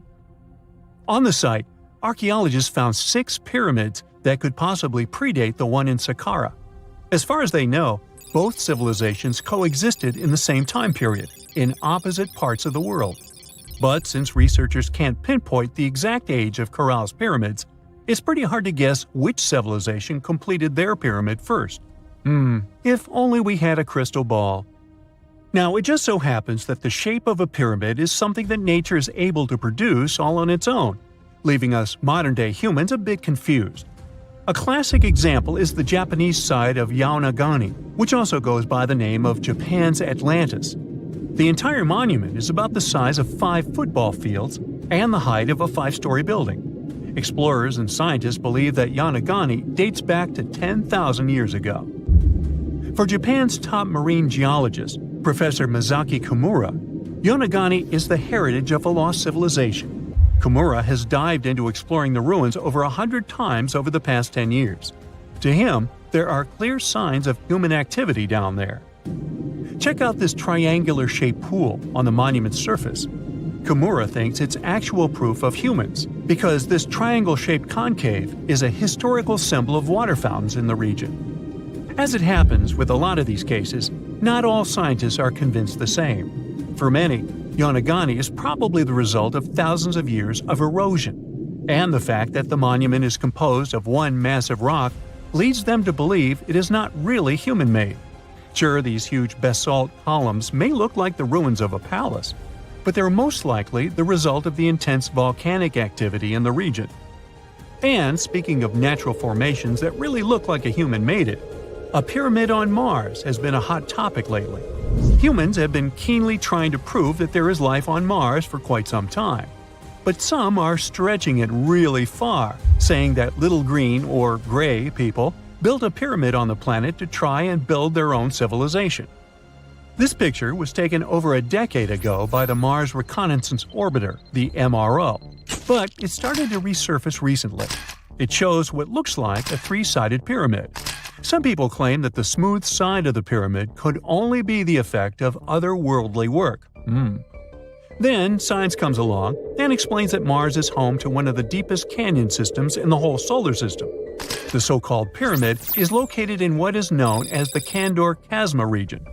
This Martian region has a bunch of similar formations that are nothing more than the result of erosion. Nothing supernatural going on there, apparently. When you hear the word mummy, you might get a chill down your spine. That's because most of us associate this word with those creepy characters we've seen in some scary movies. But in reality, mummies have helped us understand a lot about ancient civilizations, their rulers, and about how people used to deal with losing their loved ones. The people most famous worldwide for their mummies are the ancient Egyptians. They believed that some sort of existence after passing away was possible, if certain conditions were met. That's why they insisted on preserving the human body through the process of mummification, and placing the mummy in a furnished tomb, kind of like giving it a fully functioning apartment of its own. Why did they believe in this? Well, because they were deeply connected to their natural environment for the most part. They saw the natural cycles around them, like how the sun rose every day, followed by the moon, or how new life was always sprouting from plants, even after they had wilted away. They also believed that the powerful spirit Osiris, who represented the cycle of passing away and resurrection, played a role in this process.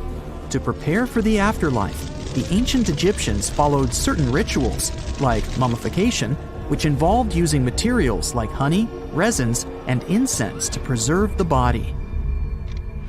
There's no other mummy more popular than that of King Tut. He was a young pharaoh who ruled over 3,000 years ago in Egypt. The problem with discovering ancient royal tombs is that most of such burial sites were previously robbed. People knew ancient rulers had been left with many valuable belongings, so those locations became vulnerable to thieves. When King Tut's tomb was opened in 1922, people were excited because it had not been robbed, like many other previously discovered royal tombs. That's how well hidden it was. Inside, his mummy was encapsulated in a total of 3 coffins, including one made of gold. The objects found in his tomb showed us what ancient Egypt was like, and studying his mummy also helped us learn about the culture and practices popular at the time when he passed away. We also learned about his family by looking at his DNA. Scientists were able to discover that he had had a disease called malaria and a problem with his foot that might have made it hard for him to walk. Ramesses II was another pharaoh in Egypt who ruled for 68 years, which was quite a lot back in the day. He was known for his expansion campaigns and building projects. Many objects from his time as a ruler still exist today, including a large statue of him. Ramesses II was about 6 feet tall and lived to be about 90 years old. After looking at his mummy, scientists concluded that he may have had a medical condition that affected his spine. Now, remember those thieves I mentioned before? They are probably the reason why Ramesses II ended up in a plain coffin in a secret collection of royal mummies at Deir al-Bahari, which was rediscovered in 1881.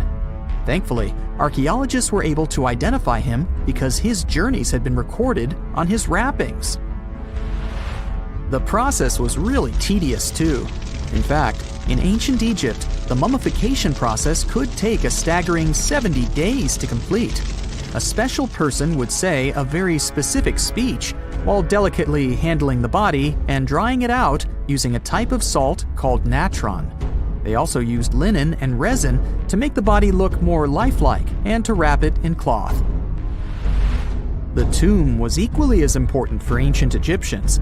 The walls of King Tut's tomb, for example, were adorned with intricate artwork that depicted his journey to the afterlife, from his burial procession to his passage through the underworld.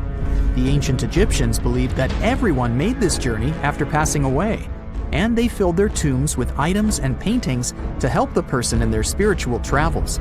Additionally, the walls of the tomb were decorated with spells from a special book, which contained a collection of poems that the Egyptians believed would help people reach the afterlife. And speaking of how important this journey was, people also placed food in these ancient tombs. In King Tut's tomb, archaeologists discovered 36 jars of vintage beverages and 8 baskets of fruit, which were believed to be left there to help him in his journey to the afterlife. The Egyptians believed that traveling to the afterlife took a really long time, so they left a lot of supplies, such as food and water, to sustain their loved ones. Pharaohs also generally had numerous luxurious garments and beautiful jewelry in their tombs to ensure that they would have a fashionable journey. These items included various types of linen clothing, such as tunics, scarves, gloves, and headdresses, as well as a lot of gold jewelry with precious stones, like bracelets, buckles, pendants, necklaces, rings, and even precious depictions of insects for protection. Some were also deposited with fans made from ivory and ostrich feathers to keep them cool in the afterlife. Some ancient rulers were even placed in their forever apartments along with boats. For example, Pharaoh Khufu built the Great Pyramid at Giza as his tomb, and a large ship was found inside. King Tut, however, was buried with multiple boat paddles, but no actual boat. Instead, he had 3 chariots and numerous walking sticks made of precious materials, perhaps indicating he'd rather travel to the beyond by land, not by water. Amongst the most interesting objects found near ancient mummies are bottles of oils and perfumes. If rulers were supposed to be fashionable, why not smell nice too, right? Also, some of them had some ancient kinds of board games, most of them made out of precious materials like gold or ivory. One of those games was called Senet. It was very popular amongst the ancient Egyptians and very similar to modern-day chess.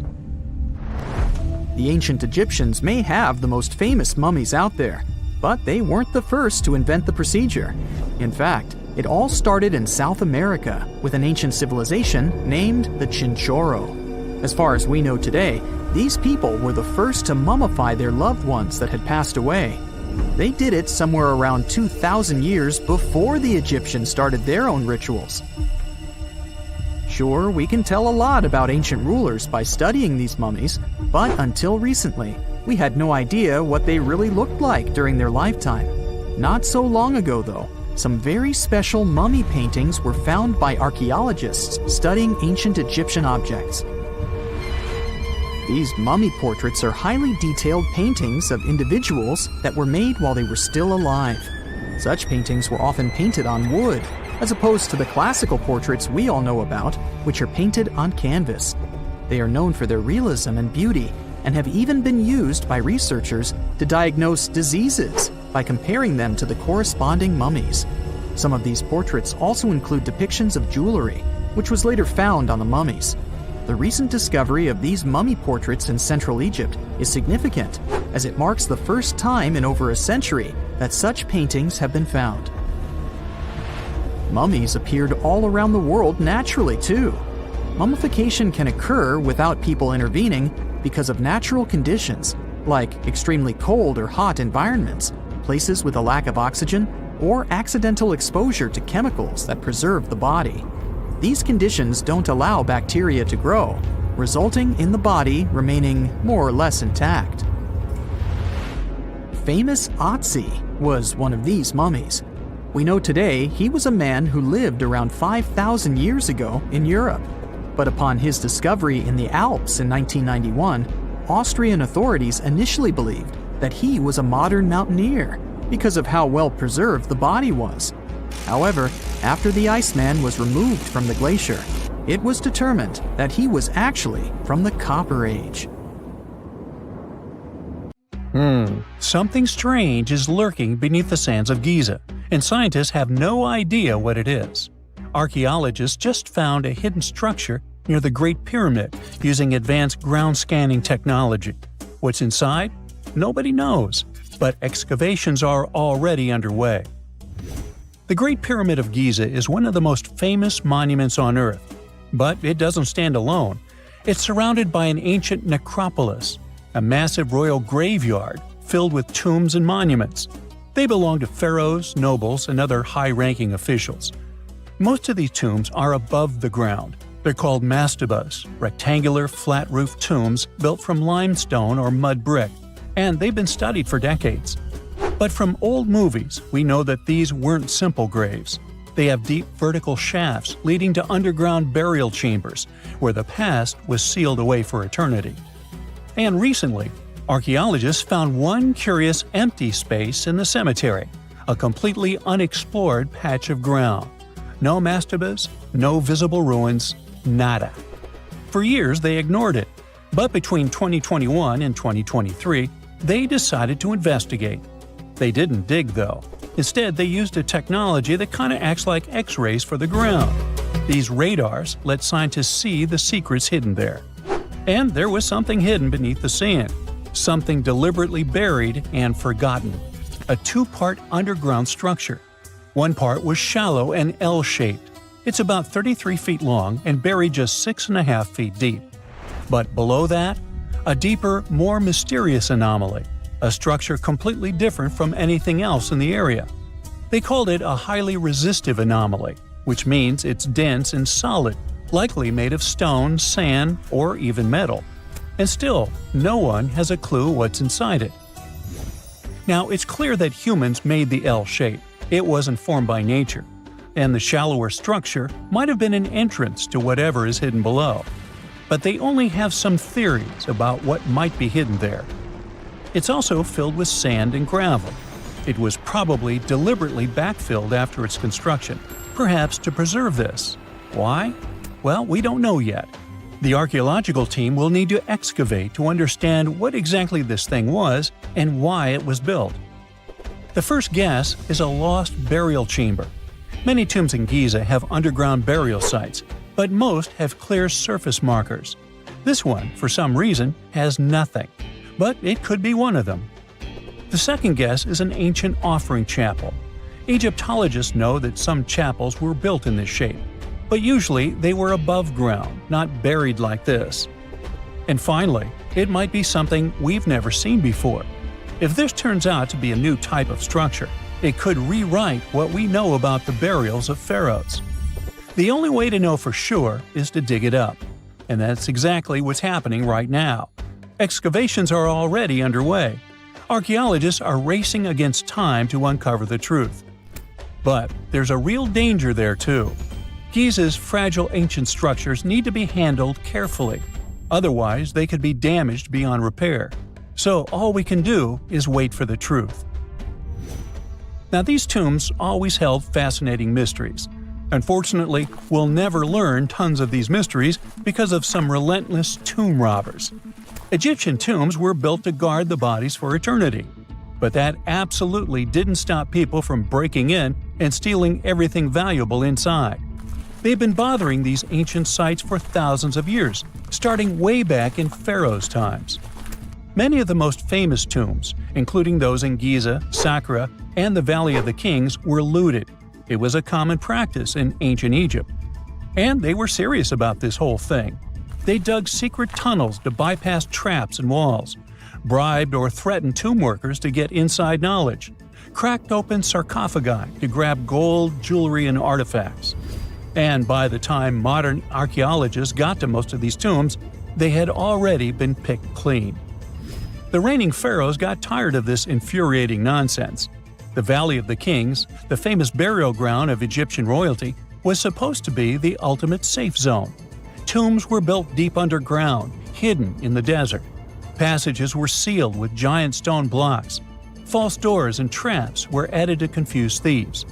Even curses were written on the walls, warnings of horrible endings for anyone who dared to disturb the tomb, which is exactly where we got all those horror stories about mummies from. Spoiler alert, none of it worked.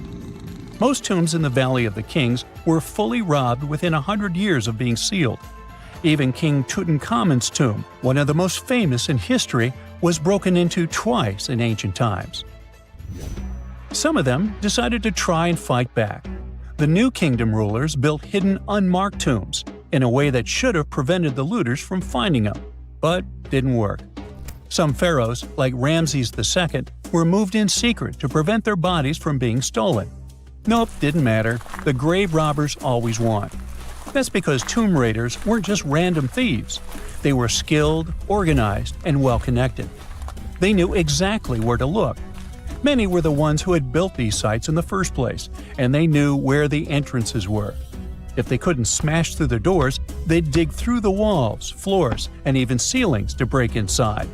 They also worked fast, often within a few years after the tombs were sealed, before anyone forgot where the valuable stuff was.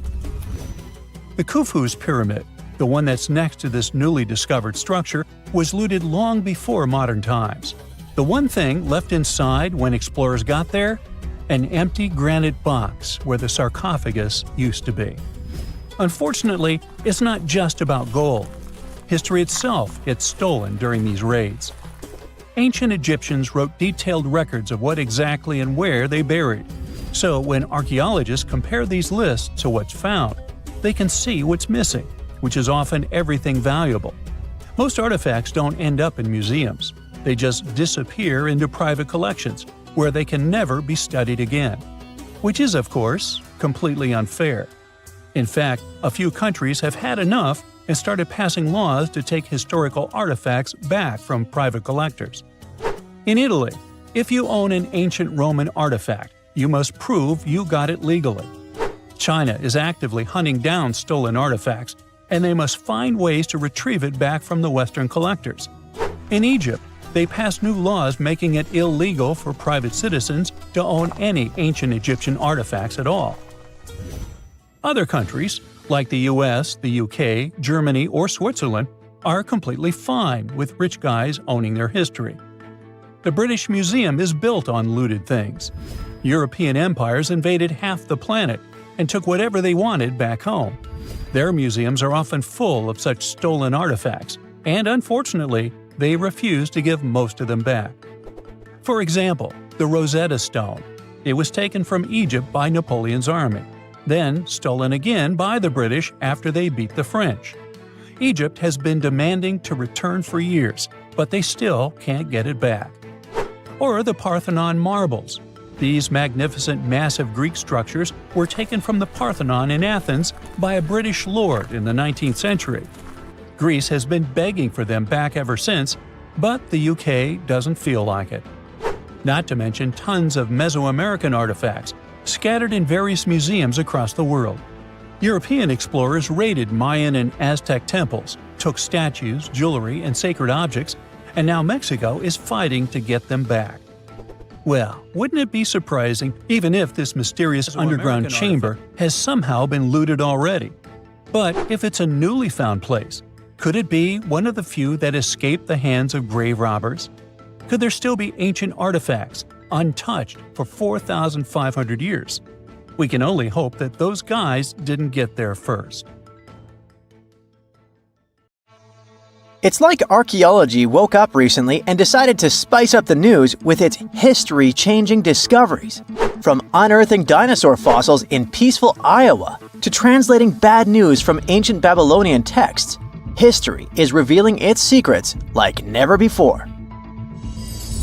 When Mount Vesuvius erupted in 79 CE, it froze the town in time. Some of the most famous discoveries were heartbreaking, like a mother wearing a golden bracelet, holding her child, or two sisters hugging in fear. At least that's what scientists thought. In 2024, advanced DNA tests shattered these long-held beliefs. The mother from the House of the Golden Bracelet was actually a man wearing a fancy 30-carat bracelet, and the child wasn't even related to him. As for the two sisters, DNA revealed one was actually a man, while the other remains a mystery. Some speculate they were lovers, but the truth is still buried in time. Speaking of rewriting history, another shocking revelation comes from ancient Babylon. Recently, archaeologists translated 4,000-year-old texts that turned out to be heralds of terrible news. These specific texts that were translated are believed to be from Sippar, a city near the Euphrates River in modern Iraq. They talked about lunar eclipses, which is when the Earth's shadow blocks the moon, and for ancient Babylonians, these were warnings. Eclipses could mean everything from floods and famines to chaos in the kingdom. But here's the interesting twist. Babylonians also came up with clever ways to cancel these bad omens, like calling in priests to perform rituals, or consulting oracles for advice. These ancient astrologers took their job seriously, since it wasn't just about stargazing. It was about keeping the kingdom safe. Augustus was the first Roman emperor, so we can say he was a big deal. Archaeologists have already found ruins of the villas where he partied, but now they think they've found his final resting place. In a place near Naples, they found an old structure buried under a villa. They found the equivalent of a modern heating system, something that was probably used to draw warm baths. They also found shelves filled with ancient jars, suggesting the site later became a temple. They're still not sure this was Augustus's last home, but if confirmed, this would be a big deal for world history. While ancient Rome is surprising us, the famous Nazca lines in Peru are also revealing hidden details. These massive geoglyphs, created thousands of years ago, have only been partially studied until now. Scientists trained artificial intelligence to help them scan 243 miles of terrain. With AI's help, they identified over 300 new motifs, including llamas, stick figure people, and strange heads. The algorithm, originally developed to decode charred scrolls from Mount Vesuvius, has doubled the number of known glyphs. The past is getting a serious digital upgrade. Meanwhile, in Bulgaria, archaeologists made a surprising discovery in a place few would expect: a sewer. In 2024, researchers unearthed a nearly intact 6.8-foot-tall marble statue of Hermes, the Greek god of travelers and trade, hidden beneath layers of soil. Experts believe it was placed there for safekeeping after an earthquake in 383 CE damaged the city's infrastructure. At that time, paganism was declining and Christianity was rising as the Roman Empire's official religion. Many pagan idols were being destroyed, but it seems some locals secretly preserved their deities by hiding them underground. Searching the bottom of the River Thames is probably worse than looking under your bed. The riverbed collects all kinds of discarded treasures, including a legendary typeface. In the early 1900s, two men created the Dove's typeface for printing books, but after a bitter falling out, one of them threw every single metal letter into the river. A century later, in 2014, a designer trying to revive the typeface began searching for the lost letters. In just 20 minutes, he started finding them. With the help of divers, more were uncovered, and today, some of the lost letters are on display in a museum. Not much goes on in Iowa, which is why finding a huge 13,000-year-old mastodon skeleton made headlines. In 2022, a researcher received a photo of a massive femur believed to belong to a prehistoric animal. It took 2 years to secure funding for excavation, but in 2024, archaeologists finally dug in. After 12 days of work, they uncovered a well-preserved mastodon skull, the first ever found in a Midwestern state. This discovery would make Indiana Jones jealous, especially since it happened in Petra, the ancient Jordanian city featured in one of the movies. Archaeologists uncovered a 2,000-year-old chamber beneath Petra's treasury, containing at least 12 skeletons, along with iron and bronze artifacts. The chamber, built by the Nabateans, sheds new light on their afterlife practices, which remain largely mysterious. One of the most intriguing finds was a ceramic chalice clutched by one of the skeletons. Back in Peru, archaeologists made a groundbreaking discovery that turned Peruvian history upside down: a female ruler. At the 1,600-year-old site of Pañamarca, scientists uncovered a throne room decorated with colorful murals. These murals depict women spinning and weaving, men carrying a crown, and even a crowned woman speaking to a birdman. The discovery suggests that Moche women weren't just spiritual leaders, but rather had real political power too. Tiny houses are mainly a modern thing, but archaeologists think they found one in ancient Pompeii. Unlike traditional Roman homes, which had grand atriums for entertaining guests, this house had none. But what it lacked in size, it made up for in artistry. Inside, scientists found a painted altar decorated with birds of prey, sparrows, snakes, and plants. The altar held ceremonial items like a lamp and an incense burner, still holding traces of fragrant herbs. In 2021, researchers scanning the Baltic Sea found a massive stone wall hidden beneath the waves. The Blinker Wall, stretching over 1.5 miles, could be Europe's oldest man-made structure. Sitting 68 feet below the surface, it's built from around 1,400 small stones placed between 300 giant boulders, some weighing up to 142 tons. Dating back over 10,000 years, the Blinker Wall predates Stonehenge and France's Karnak stones, meaning it was likely built when the area was dry land. Scientists believe it may have been a reindeer hunting tool, guiding animals into a lake where hunters could strike. Oh, and then there's the granite slab that was found in Egypt's Abydos area. At first, it was thought to belong to two important people from ancient Egypt, but a recent discovery showed it was actually part of the sarcophagus of Pharaoh Ramesses II, one of the most famous Egyptian rulers. A researcher found a special engraving on the slab that had Ramesses II's name on it. Ramses ruled Egypt a long time ago, and after he died, his tomb was looted, so his body and belongings were moved around a few times. This new discovery shows that after Ramses' tomb was robbed, some of his things were used again. The finding also teaches us that ancient Egyptian tombs were often looted, and the things in them were reused. Recently, something unexpected happened during a dig in Norton Disney, back in England. While searching for ancient coins and brooches, a volunteer from the Norton Disney History and Archaeology group stumbled upon a mysterious Roman dodecahedron. This small hollow object, made of copper alloy with 12 pentagonal sides, was buried for 1,700 years, but was surprisingly well preserved.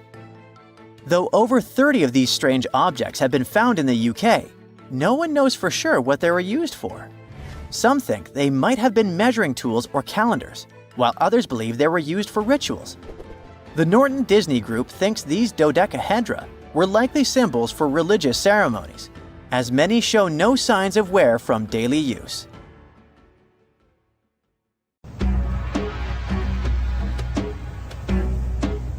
This is not a dune set. This is a very real desert in Niger. Jado was probably built by the nomadic Sao people and is filled with ksars, which are fortified houses made of salt and clay, with giant walls and secret passages. Located deep in the desert, it was once a vital stop for trans-Saharan caravans, but is now a hotspot for smugglers and bandits.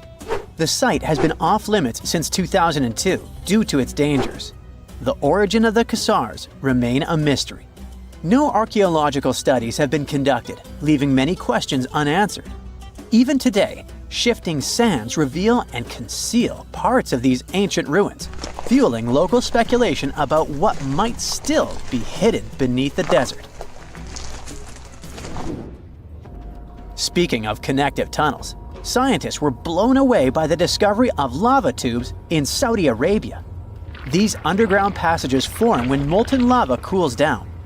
Researchers believe that ancient nomadic groups may have utilized these tunnels to survive the super harsh desert climates. While excavating the tunnels, archaeologists uncovered artifacts, rock art, and skeletal remains. The art and animal bones show that the people who used the tunnels were probably sheep and goat herders. They're still piecing together whether these groups lived in the tunnels for extended periods or just used them as temporary shelters. The Great Pyramid of Giza has been standing for thousands of years, but it's still hiding secrets. Using special scanning technology, scientists found two hidden structures under an ancient burial ground. The first is a shallow L-shaped structure, and below it is a much larger space that could be a final resting place or a chamber. The smaller structure was filled with sand on purpose, while the deeper one might be an empty chamber. Experts believe the two are connected, possibly as an entrance leading to a secret chamber. This is big news because it might give us some more insight into who built the pyramids and why. The world is full of ancient writing, but some messages refuse to give up their secrets, like the mystery of the Bashplemi tablet. This unusual stone, pulled from a lake in Georgia, is covered in symbols no one can read. Even with modern technology, experts are completely stumped. The tablet is about the size of a book, with 60 symbols carefully carved into its surface, but 39 of them don't match any known language. Some resemble scripts from ancient civilizations in the Middle East, India, and Egypt, but none are an exact match. To make things even trickier, part of the tablet is broken off, meaning a piece of the puzzle is missing forever. To rule out a hoax, scientists studied the tablet closely. They confirmed it's made of vesicular basalt, an extremely tough local rock. Whoever carved these symbols must have been really skilled. Based on similar archaeological finds, experts believe the tablet could date back thousands of years, possibly to the late Bronze or early Iron Age. Some symbols repeat, which could mean they're numbers. Maybe it's an inventory list, a record of battles, or even an offering to the deities. Until someone cracks the code, the Bashplemi tablet remains an unsolved mystery from the depths of history. Experts are still stumped with what this Minoan disc might mean. The Phaistos disc is one of the most mysterious finds from the Minoan civilization. This 6-inch clay object, discovered in 1908, has strange spiral markings that no one has fully decoded yet. The disc has 241 symbols on both sides, showing everything from people and animals to tools and plants. Experts have come up with many theories about what the symbols mean. Some think it's an early form of Greek. Others suggest it's a prayer or a hymn. And some even believe it could be a letter from a king in Anatolia to a Greek ruler. Let's see who will be the first to figure this out. It's always a fun day at an archaeologist's office when they find something as big as a 2,000-year-old marble head. A French archaeologist mission went digging inside an old medieval house near Alexandria in Egypt and found a statue's head depicting an old, possibly ill man.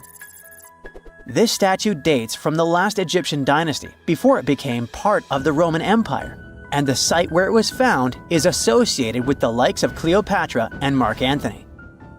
For archaeologists, even the smallest finds at this site means a lot. You've heard of Lucy, right? The Australopithecus that was an early ancestor for us humans. Well, scientists found some of her species' footprints somewhere in Tanzania. The so-called Laetoli footprints are over 3 million years old. The trail stretched 88 feet and has about 70 footprints, left behind when a bunch of early humans walked across some wet volcanic ash. What's cool is that these early humans were already walking on 2 feet, like us, not all hunched over like apes.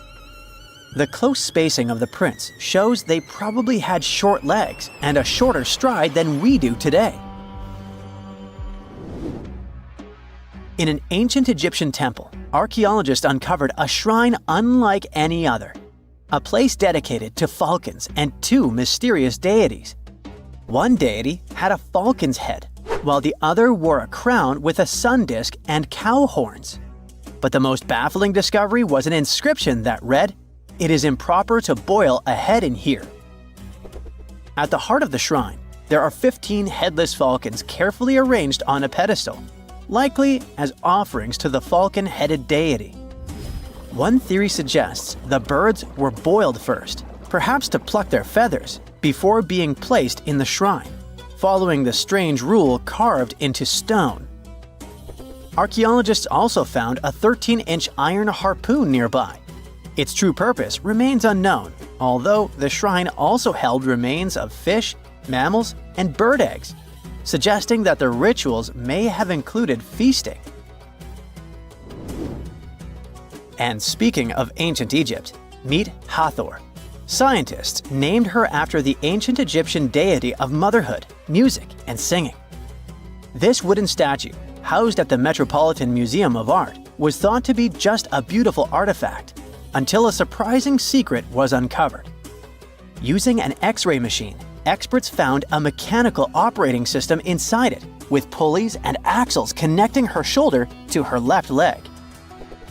When activated, the system made her hand raise and lower, an engineering marvel from over 3,000 years ago. The statue was created during Egypt's Middle Kingdom, around 1800 BCE, and is often compared to 19th century automata due to its advanced design. It's believed the statue was used in religious ceremonies, symbolizing Hathor's role in dance and music. An unexpected discovery happened in northern Kuwait, where a Kuwaiti-Polish team uncovered a mysterious 7,500-year-old statue. The statue features an elongated skull, no mouth, narrow eyes, and a flattened nose. This feature is thought to be an Ophidian figurine, named after the Greek word for snake, and it was likely made by the Ubaid culture, a civilization known for their pottery skills. While no one knows exactly what role this weird statue played, it might have been linked to rituals or symbolic practices. Some scientists think these figurines, found in homes or final resting places, were tied to important cultural beliefs. We couldn't mention unresolved mysteries of this world without speaking about these elongated skulls. In the deserts of Peru, researchers uncovered 5 ancient skeletons, 2 with unnaturally elongated skulls. While head shaping was common in many cultures, these skulls defy explanation. Local legends tell tales of the so-called gentiles, a mysterious race banished underground by the powerful deities. Some say this is what the skulls represent. Others think this is some type of genetic anomaly, which was confirmed after finding an infant skull, too large to be artificially shaped.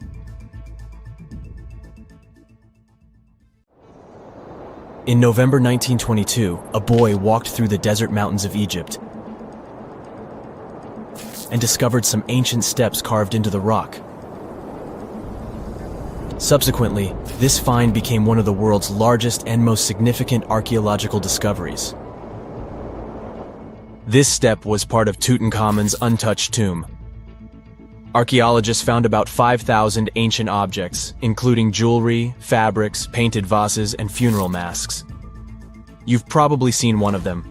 It has become one of the most recognizable attributes of ancient Egypt. More than 100 years have passed since then, and now humanity has finally become close to another large-scale discovery, the tomb of Cleopatra. This queen was the last active ruler of the Ptolemaic Kingdom of Egypt, who sat on the throne from 51 to 30 BCE. There are many ancient records about Cleopatra, her reign, and her unusual personality, but until now, no one has discovered the secrets about her passing away in the burial place. So, one archaeologist, Dr. Kathleen Martinez, has been studying ancient records and temples around Alexandria for decades, and concluded that the tomb of the queen should be located under the ancient city of Taposiris Magna, founded in 280 BCE.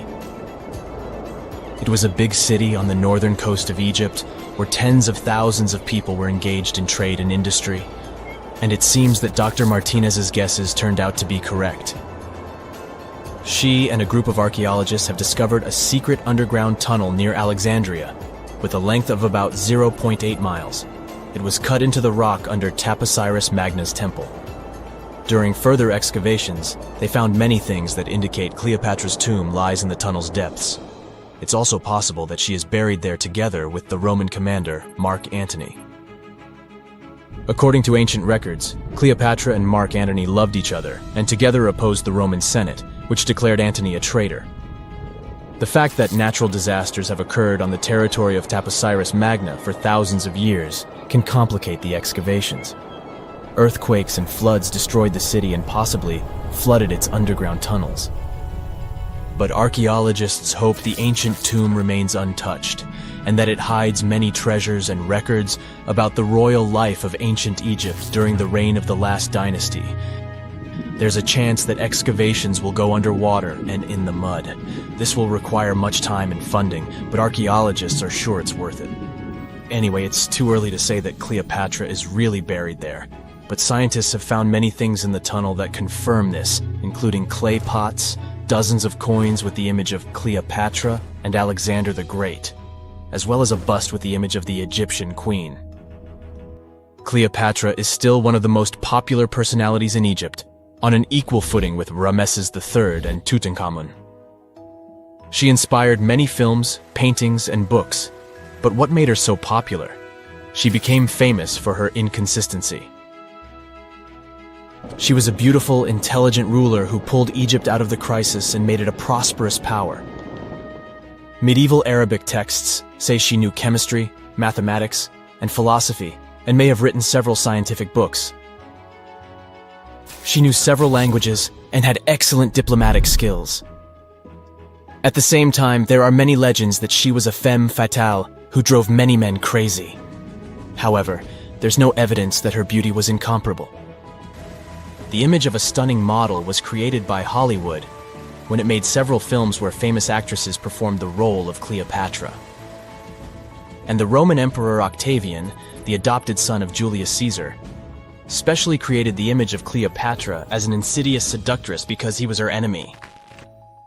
Even though she was born in Egypt, Cleopatra wasn't an Egyptian.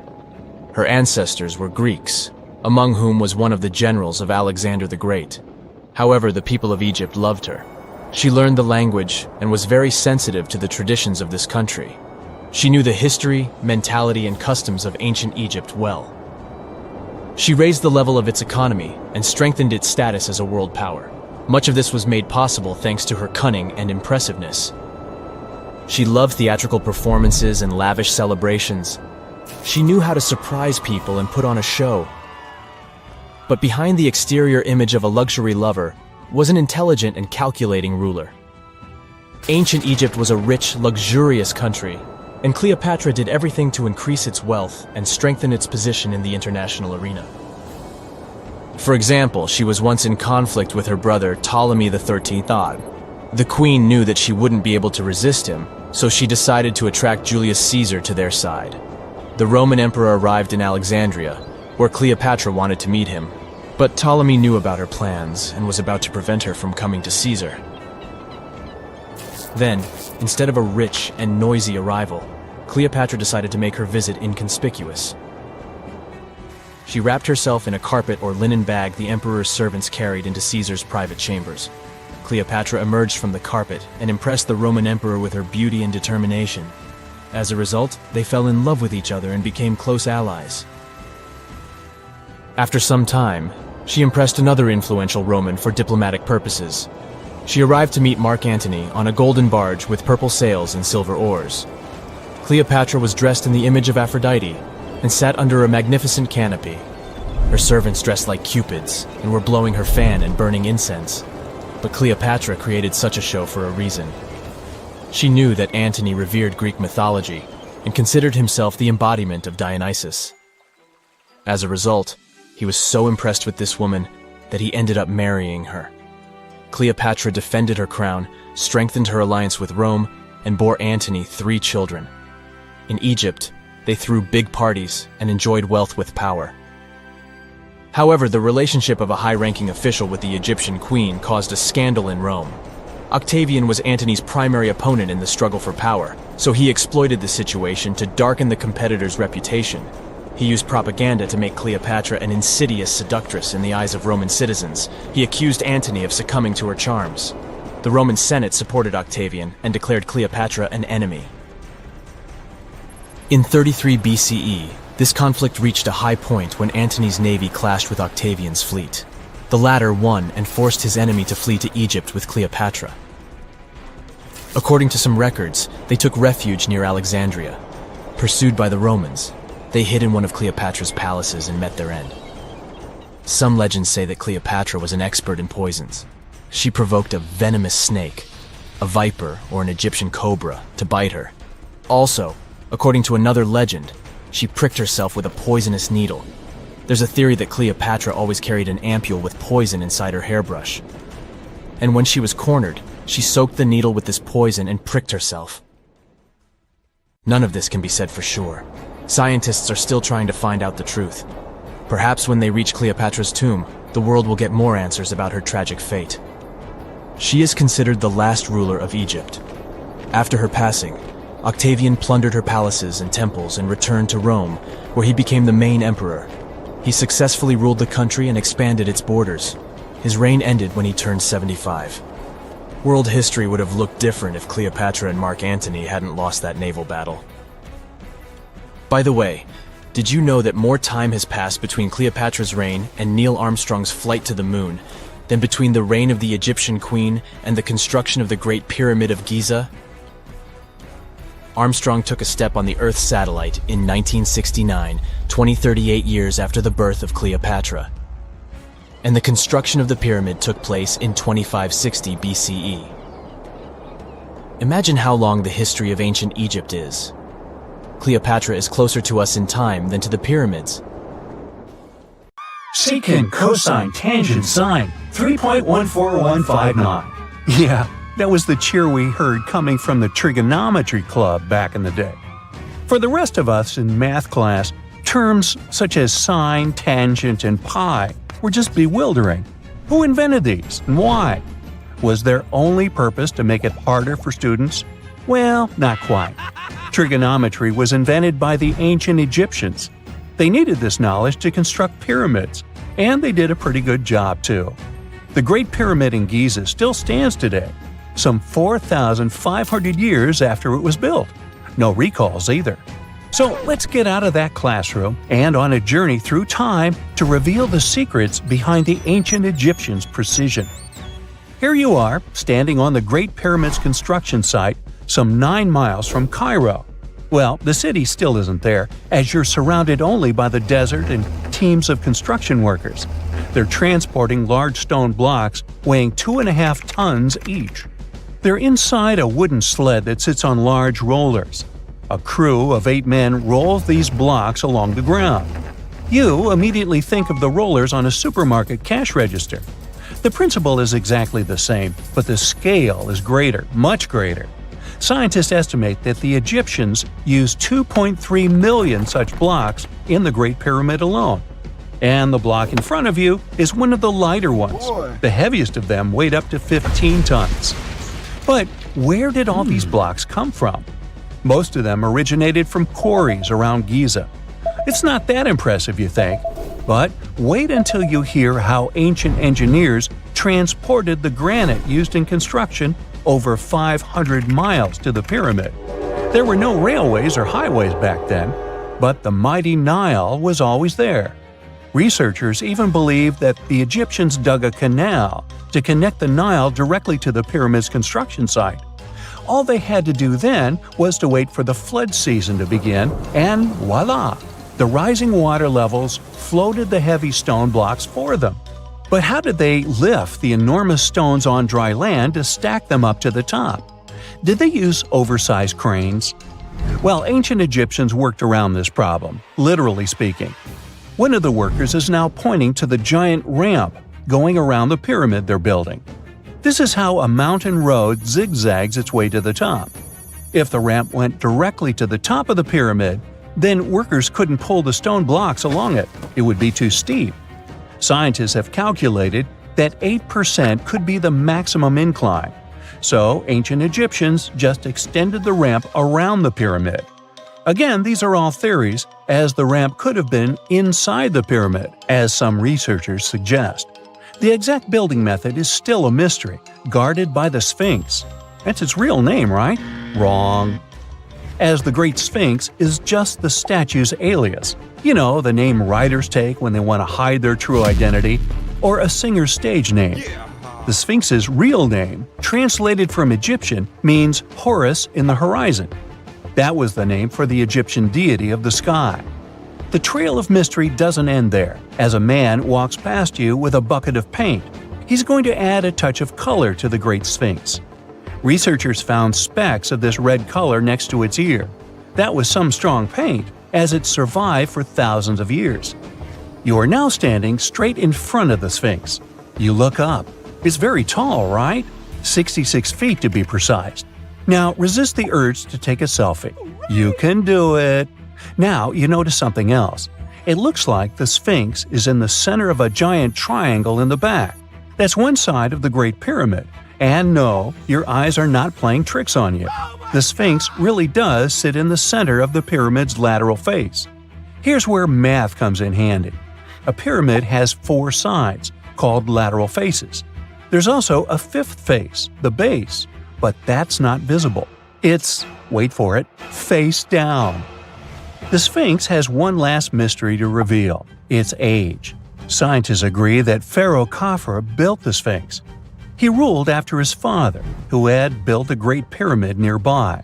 So both structures were finished around the same time. Let's talk about numbers again. You've heard of Cleopatra, the Egyptian princess described as a woman of great beauty. Hello? She saw the pyramids, but she lived closer to the time of the first iPhone than the time of the people who built the pyramids. Fascinating, right? You can see thousands of people around you. They're working hard to build the pharaoh's tomb. But how many of them are there exactly? One Greek philosopher estimated there were as many as 100,000 workers. Seems like an okay number for such an enormous structure, but it can't be true. Science simply can't back up this number. Egyptologists put the total number of workers at 30,000. And yes, Indiana Jones was one of them, at least on the big screen, but he showed up late. Egyptologists know a lot about the pyramids, but not everything. Not because they don't want to, but because they haven't yet dug up enough evidence. They can only guess how the building process went. First, engineers would arrive to choose the right spot and do the necessary measurements. That's why they needed all that complicated math.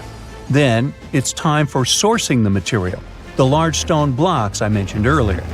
When boats deliver them to the site of the future pyramid, workers can finally do their thing. They operated in smaller groups, but there were at least 2,000 of them chiseling and carving away at any given time. Sounds like a typical construction site today? Well, that's because it is, just thousands of years ago. It's amazing what ancient Egyptians were able to achieve with just copper and stone tools. The pyramid is now complete in front of you. But is it the same pyramid we see today? Why is this structure shining bright in the desert sun? Isn't it supposed to be a dusty yellow color? Well, no. Human activity and the elements have completely stripped the outer layer of stones over time. Expert craftspeople polished these blocks using nothing but stone and sand. The end result was a smooth and shiny rock. On the day it was completed, the Great Pyramid of Giza was a perfect triangle of light.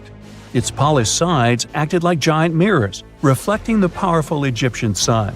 This is the point where you should put your glasses on, and that shiny thing you see at the pyramid's very top is actually gold. The capstone at the top of the pyramid is called a pyramidion. It was covered in sheets of gold. As you can guess, these were the first stones to disappear. Let's make another stop before we get you back to your classroom. We travel to the British Isles, and no, Stonehenge isn't our destination. It is Newgrange in County Meath. Scientists estimate that the ancient peoples of Ireland built this stone monument around the year 3200 BCE. This makes it older than both Stonehenge and the Great Pyramid in Giza. The function of the circular mound in Newgrange is the same as the one of the Great Pyramid and equally mysterious. The estimated amount of loose stone present in the valley is over 220,000 tons. And it's not just randomly thrown on a pile. The order in which the stones are set makes the structure water-resistant. That would explain how Newgrange had survived for so long. Kinda makes you want to splash out the cash for that waterproof phone case, huh? Well, you're back in your school desk, but today's math lecture is the last thing on your mind. You're thinking about how great the Egyptian pyramids are, and if we have something similar today. It turns out modern engineers are just as impressed with the Great Pyramid as you are. There's a glass pyramid sitting in the main courtyard of the famous Louvre Museum in Paris. The panorama of San Francisco wouldn't be complete without the 48-story Transamerica Pyramid.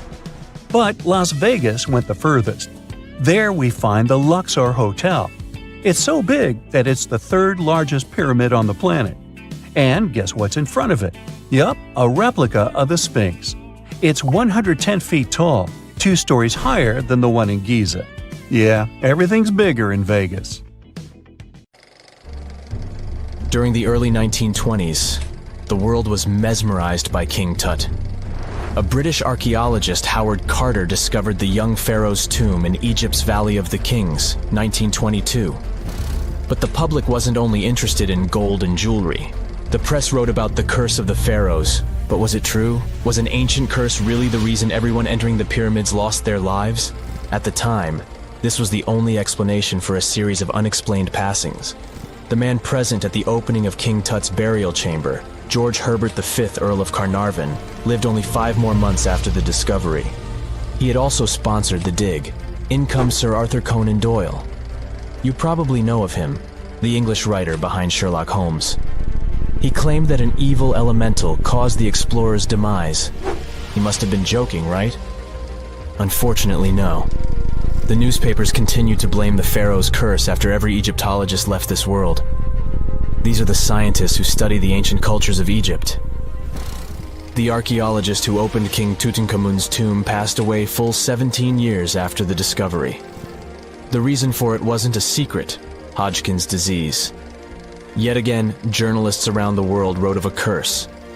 This was getting ridiculous. But science must have had a rational explanation, right? Well, it did. And that explanation was common mold. Harmful fungi, Aspergillus, can survive for ages in sealed tombs. When humans inhale them, there's a high risk of infection in people who have a weakened immune system.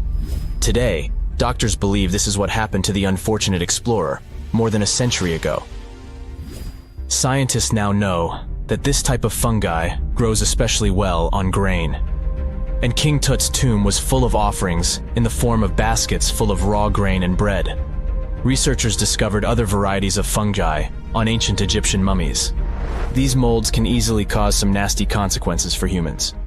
The danger of rotting organic material is real. Just look inside your fridge.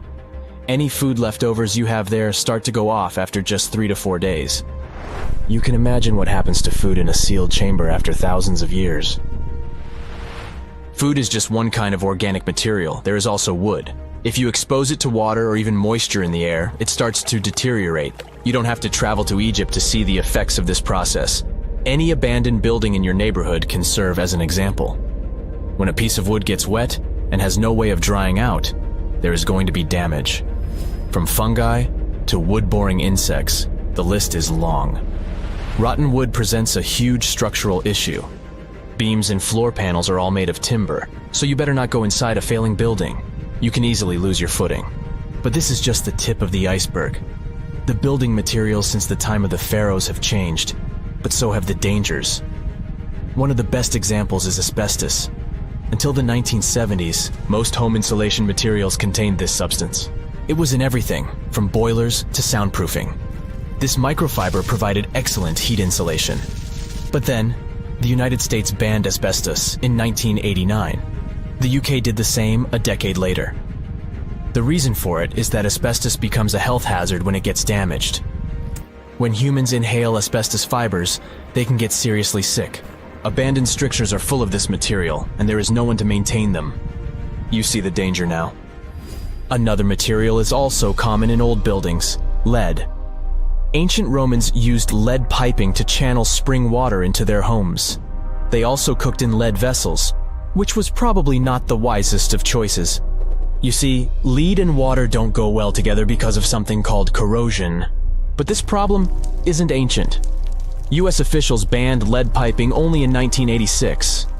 That means that 7% of American households still have lead service lines. And this is not the only source of poisoning. Until the mid-1960s, builders used lead paint to coat woodwork. In abandoned buildings, this lead coating snapped a long time ago. Anyone who touches doors and windows will disturb this lead dust and inhale it. The dust particles are at least visible to an unaided eye. This is not the case for carbon monoxide. This gas has no color, so you can't see it. It has no odor, so you can't smell it. No way to detect a carbon monoxide leak at all. And how does this dangerous gas usually escape? Poor maintenance. Well, abandoned buildings have zero maintenance. 1 second, you could be exploring an old factory, and the next you could feel dizzy with and have a terrible headache. These are just some of the symptoms of CO poisoning, the less severe ones. But what is the source? All it takes is for an old boiler to finally give way after years of neglect. We've reached an important question. What is the main factor in air quality inside a room? If you are thinking the level of oxygen, try again. It turns out that oxygen levels drop by only 0.3% in 8 hours inside an airtight room. This is a room in which doors and windows are sealed with tape, so the decrease is even smaller in normal conditions.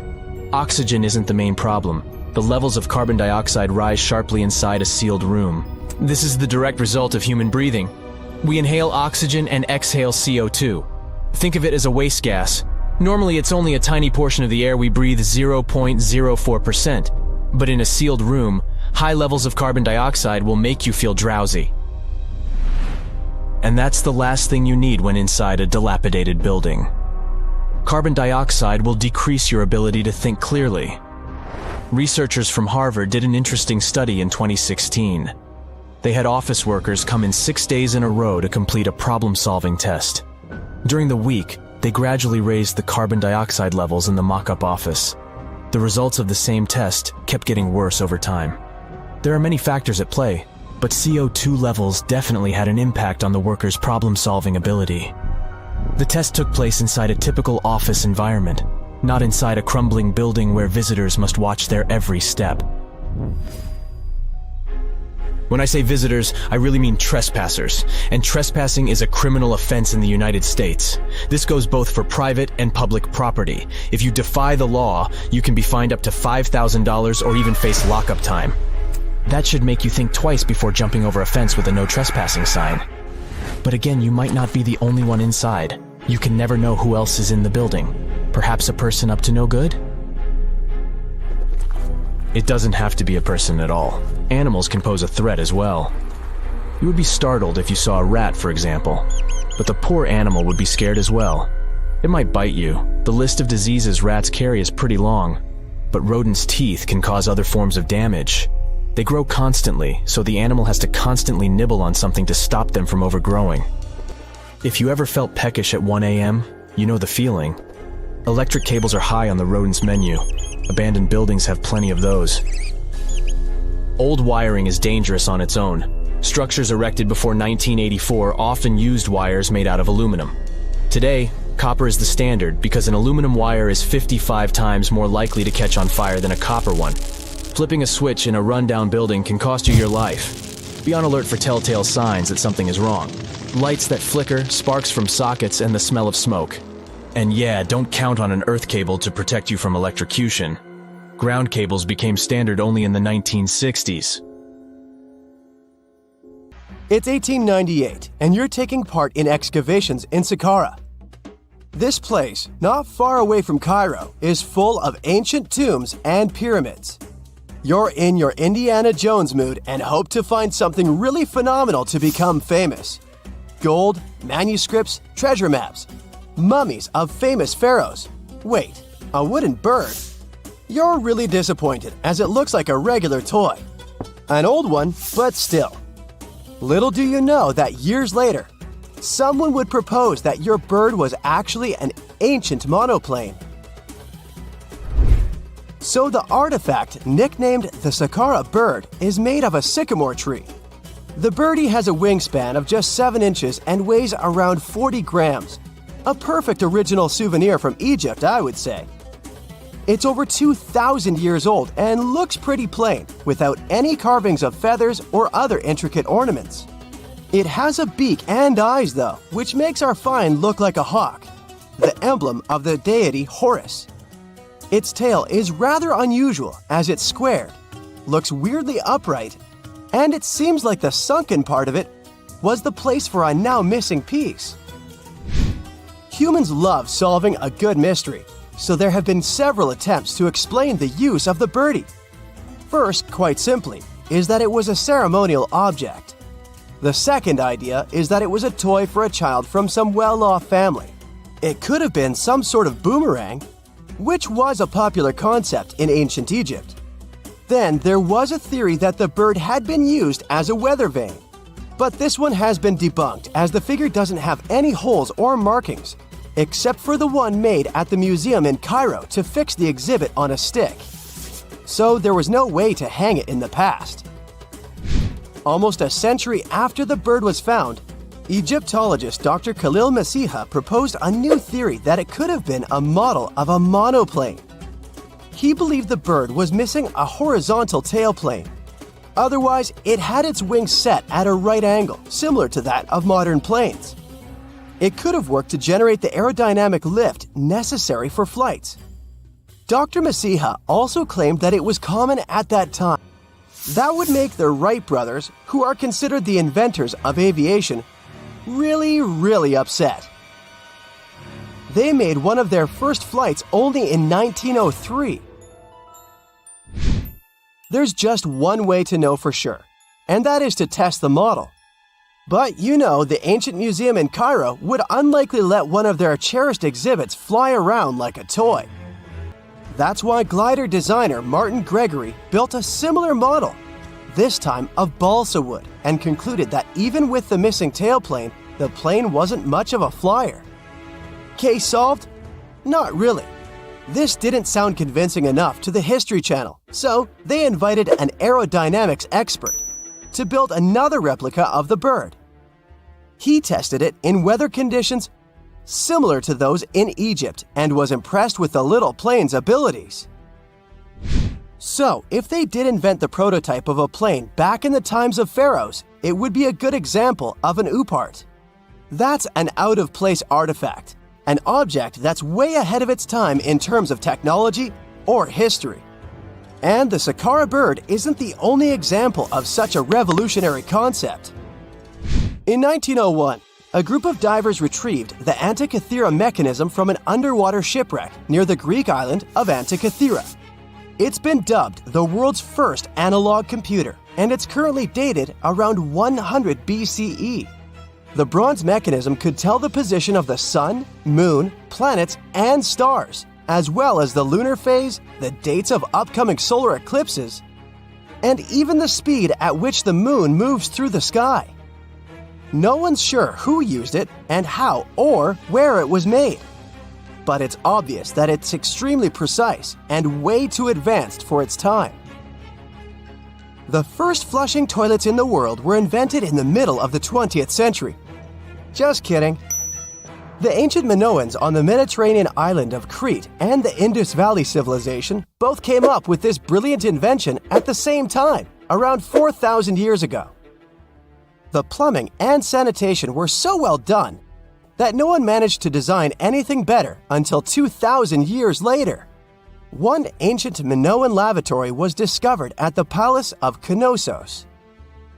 It looks like it had a wooden seat set over a tunnel that directed water from a rooftop reservoir to an underground sewer. Other varieties got water from jugs. Only the super rich people could afford all this glory. So if you wanted to shop for real estate back then, the flushing toilet would be a telltale sign you were in the rich neighborhood.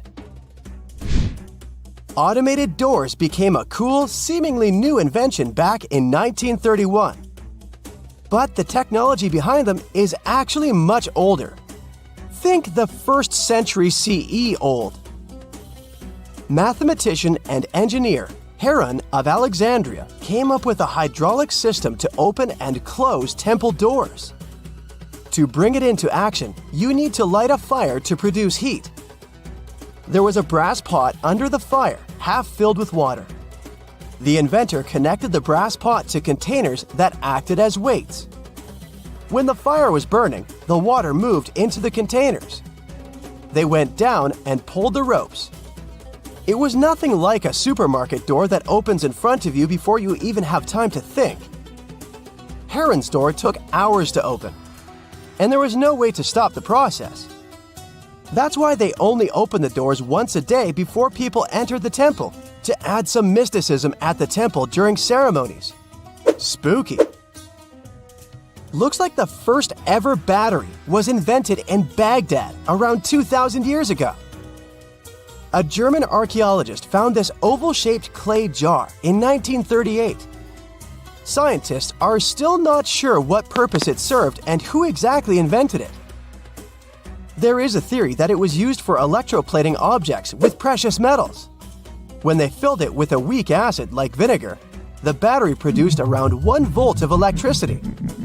Another theory says it was a vessel for sacred scrolls. Would you like to buy contact lenses designed by Leonardo da Vinci himself? In 1508, he invented a glass lens with a funnel on one side. You were supposed to wear it with water inside to improve your vision. Sounds a bit uncomfortable, doesn't it? So, around a century later, French scientist René Descartes decided to improve the idea and make the cornea contact the future lenses. Contacts because they contact your eyes, get it? The glass tube with liquid did help improve vision, but blinking was sadly impossible. 2.5 centuries later, new technologies in the glass industry let scientists design contacts that would fit in the eye and even let the wearer blink. Thanks, guys!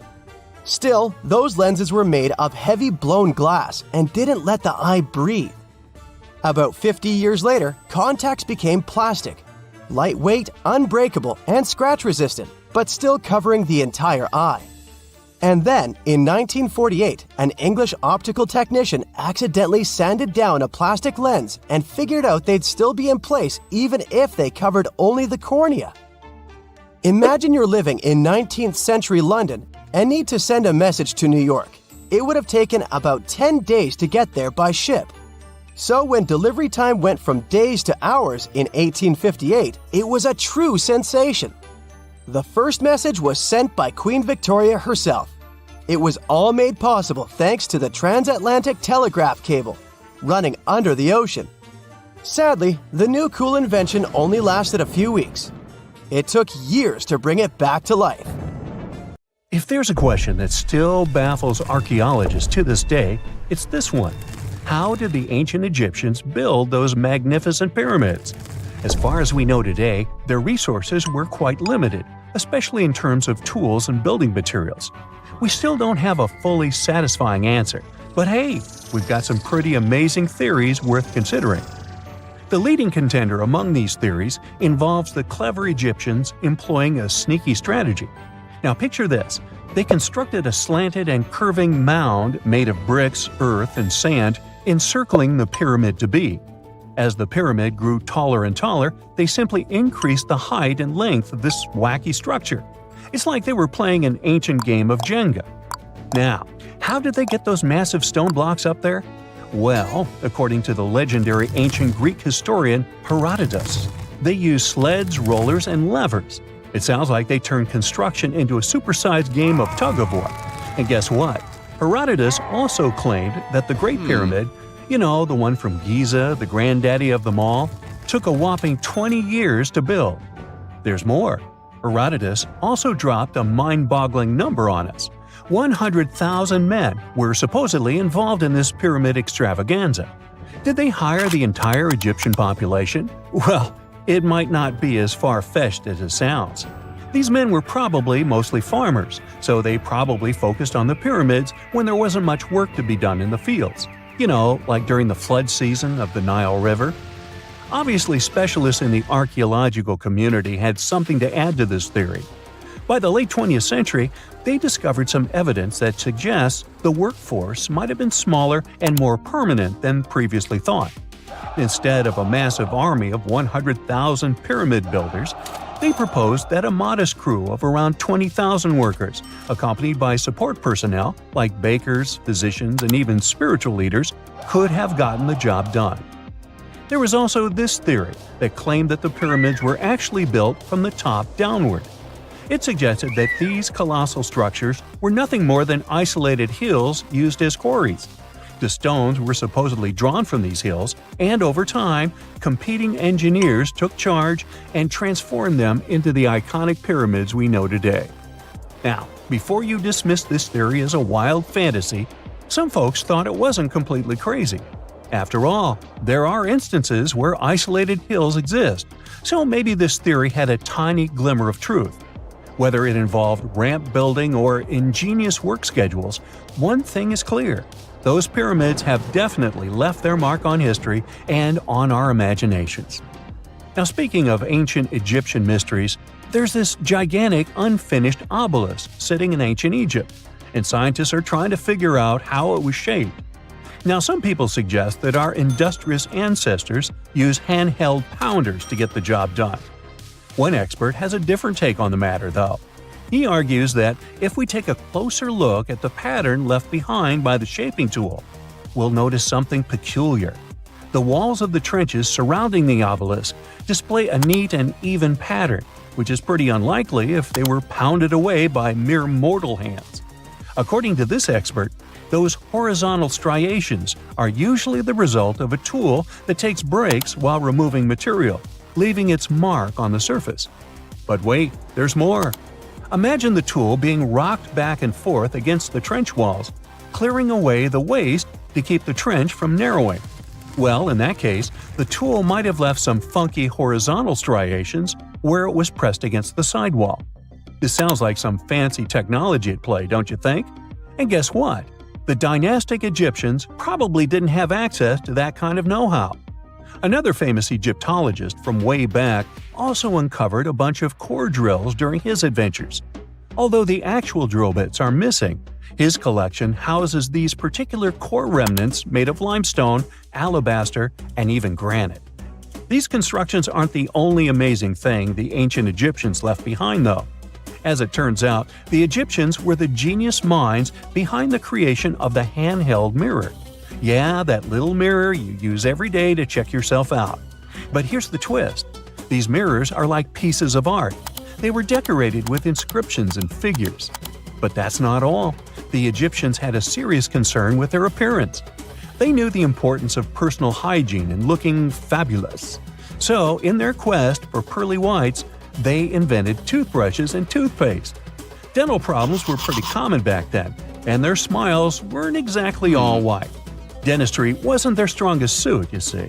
Maybe their minds were distracted by all that pyramid building. So that doesn't mean those ancient toothpaste recipes weren't amazing.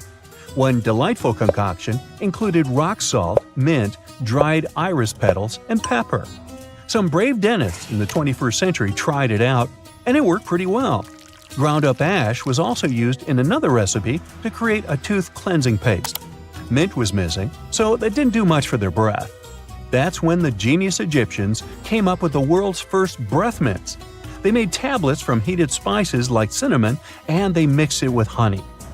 Now, let's shift gears to home decor, Egyptian style. They surely took ornamentation to the next level. While the concept of decorating furniture started in Mesopotamia, the Egyptians cranked it up a notch. They went all out with different colors of ink and even developed various weights of paper. Oh, and let's not forget about those cute little area rugs we all have in our homes today. Guess who came up with the idea? Yep, the Egyptians. They used the versatile papyrus plant to make those cozy rugs. And speaking of trends, the Egyptians loved their knickknacks. They had an assortment of small figurines in the shapes of cats, dogs, and people. These statues were made from various materials, like simple sun-dried mud to the ultimate bling of gold. It all depended on how loaded you were. The Egyptians were also all about farming, and they knew that clean water was crucial for their crops and animals. That's why they came up with some nifty inventions and techniques to make sure their land was fertile and their plants were happy. First off, they had the genius idea of using ox-drawn plows. They had two types of plows, heavy and light. The heavy plow would strut its stuff, cutting deep furrows in the soil, while the lighter plow followed behind, fluffing up the earth. But they didn't stop there. After plowing, the Egyptians would break up clumps of soil and sow the rows with seeds. To give those seeds a good old squish into the furrows, they'd march their livestock across the field, effectively closing up the furrows. But hey, all that hard work would be pointless if their seeds were as dry as the Sahara. That's where irrigation comes into play. The Egyptians were so good at it that other cultures, like the Greeks and Romans, couldn't help but copy their techniques. Now let's switch gears and talk about the marvelous architecture of ancient Egypt. These folks weren't just skilled farmers, they were also architectural maestros. They built these fancy canals to carry water to farms and villages, and boy, did they know how to make those canals look pretty. Just imagine strolling along a canal lined with ornate structures. The pharaoh Ramesses the Great was quite the overachiever when it came to construction. One of his mind-blowing creations was the construction located at Abu Simbel. This building was designed so that twice a year, the sun would shine directly into it and illuminate the statues of Ramesses. And let's not forget about the corbelled arch. Without this architectural gem, we'd be missing out on some mind-boggling structures like the Great Pyramid. The Egyptians knew how to make things stand tall and proud, thanks to their engineering and construction wizardry. They built grand halls and inner sanctums that make your jaw drop, and some of these temples doubled as astronomical observatories. In 1850, French scientist Auguste Mariette went to Egypt looking for manuscripts, but accidentally found a head of a sphinx sticking out of the dunes. He cleared the sand and figured out the sphinx was guiding the entrance to some underground construction. Several months later, he finally entered the Serapium of Sakara. Inside, he found an enormous granite sarcophagi with remnants of 64 bulls. Scientists are still amazed by the tech that the ancient Egyptians used to transport those enormous boxes. The Serapium was built around the year 3000 before the Common Era. It was an underground tomb built to honor the sacred Apis bulls of ancient Egypt.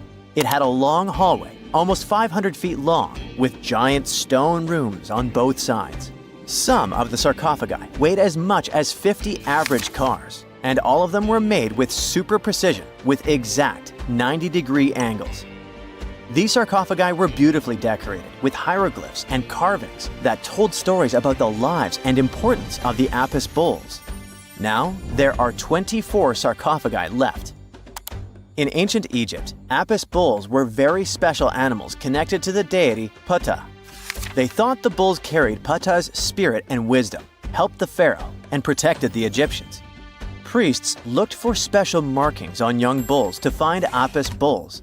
It could be a white triangle on its forehead, which symbolized divine light, a shape on its back like a vulture's wing, and a scarab shape under its tongue, which stood for rebirth.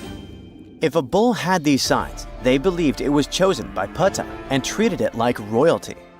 The chosen bulls lived in a special temple in Memphis, the city where they worshipped Ptah. They received the best care and offerings from visitors who wanted their blessings. When an Apis bull passed away, it was treated with great honor and mummified. When Mariette entered the Serapium, he noticed traces of rollers on the gallery's floor and found 2 wooden horizontal winches. Each had 8 levers. Later, other explorers saw double rails. The burial chambers were lower than the hallway floor. To get the boxes into place, workers filled the chambers with sand so the sarcophagi could be rolled in straight. Then they slowly removed the sand to gently lower the boxes into perfectly cut spaces in the bedrock. A carved stone sign found in the Serapium said it took 28 days to move just one sarcophagus and its lid into its spot during the time of Ptolemy II. The extreme precision of the sarcophagi with 90-degree angles also has an explanation.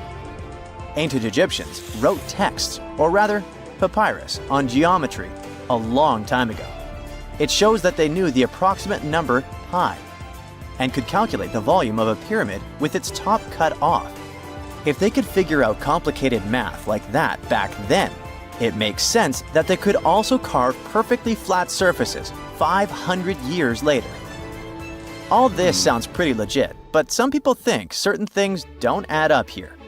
The size of boxes is way larger than the size of bulls, yet they buried pharaohs in tiny coffins that barely fit their bodies.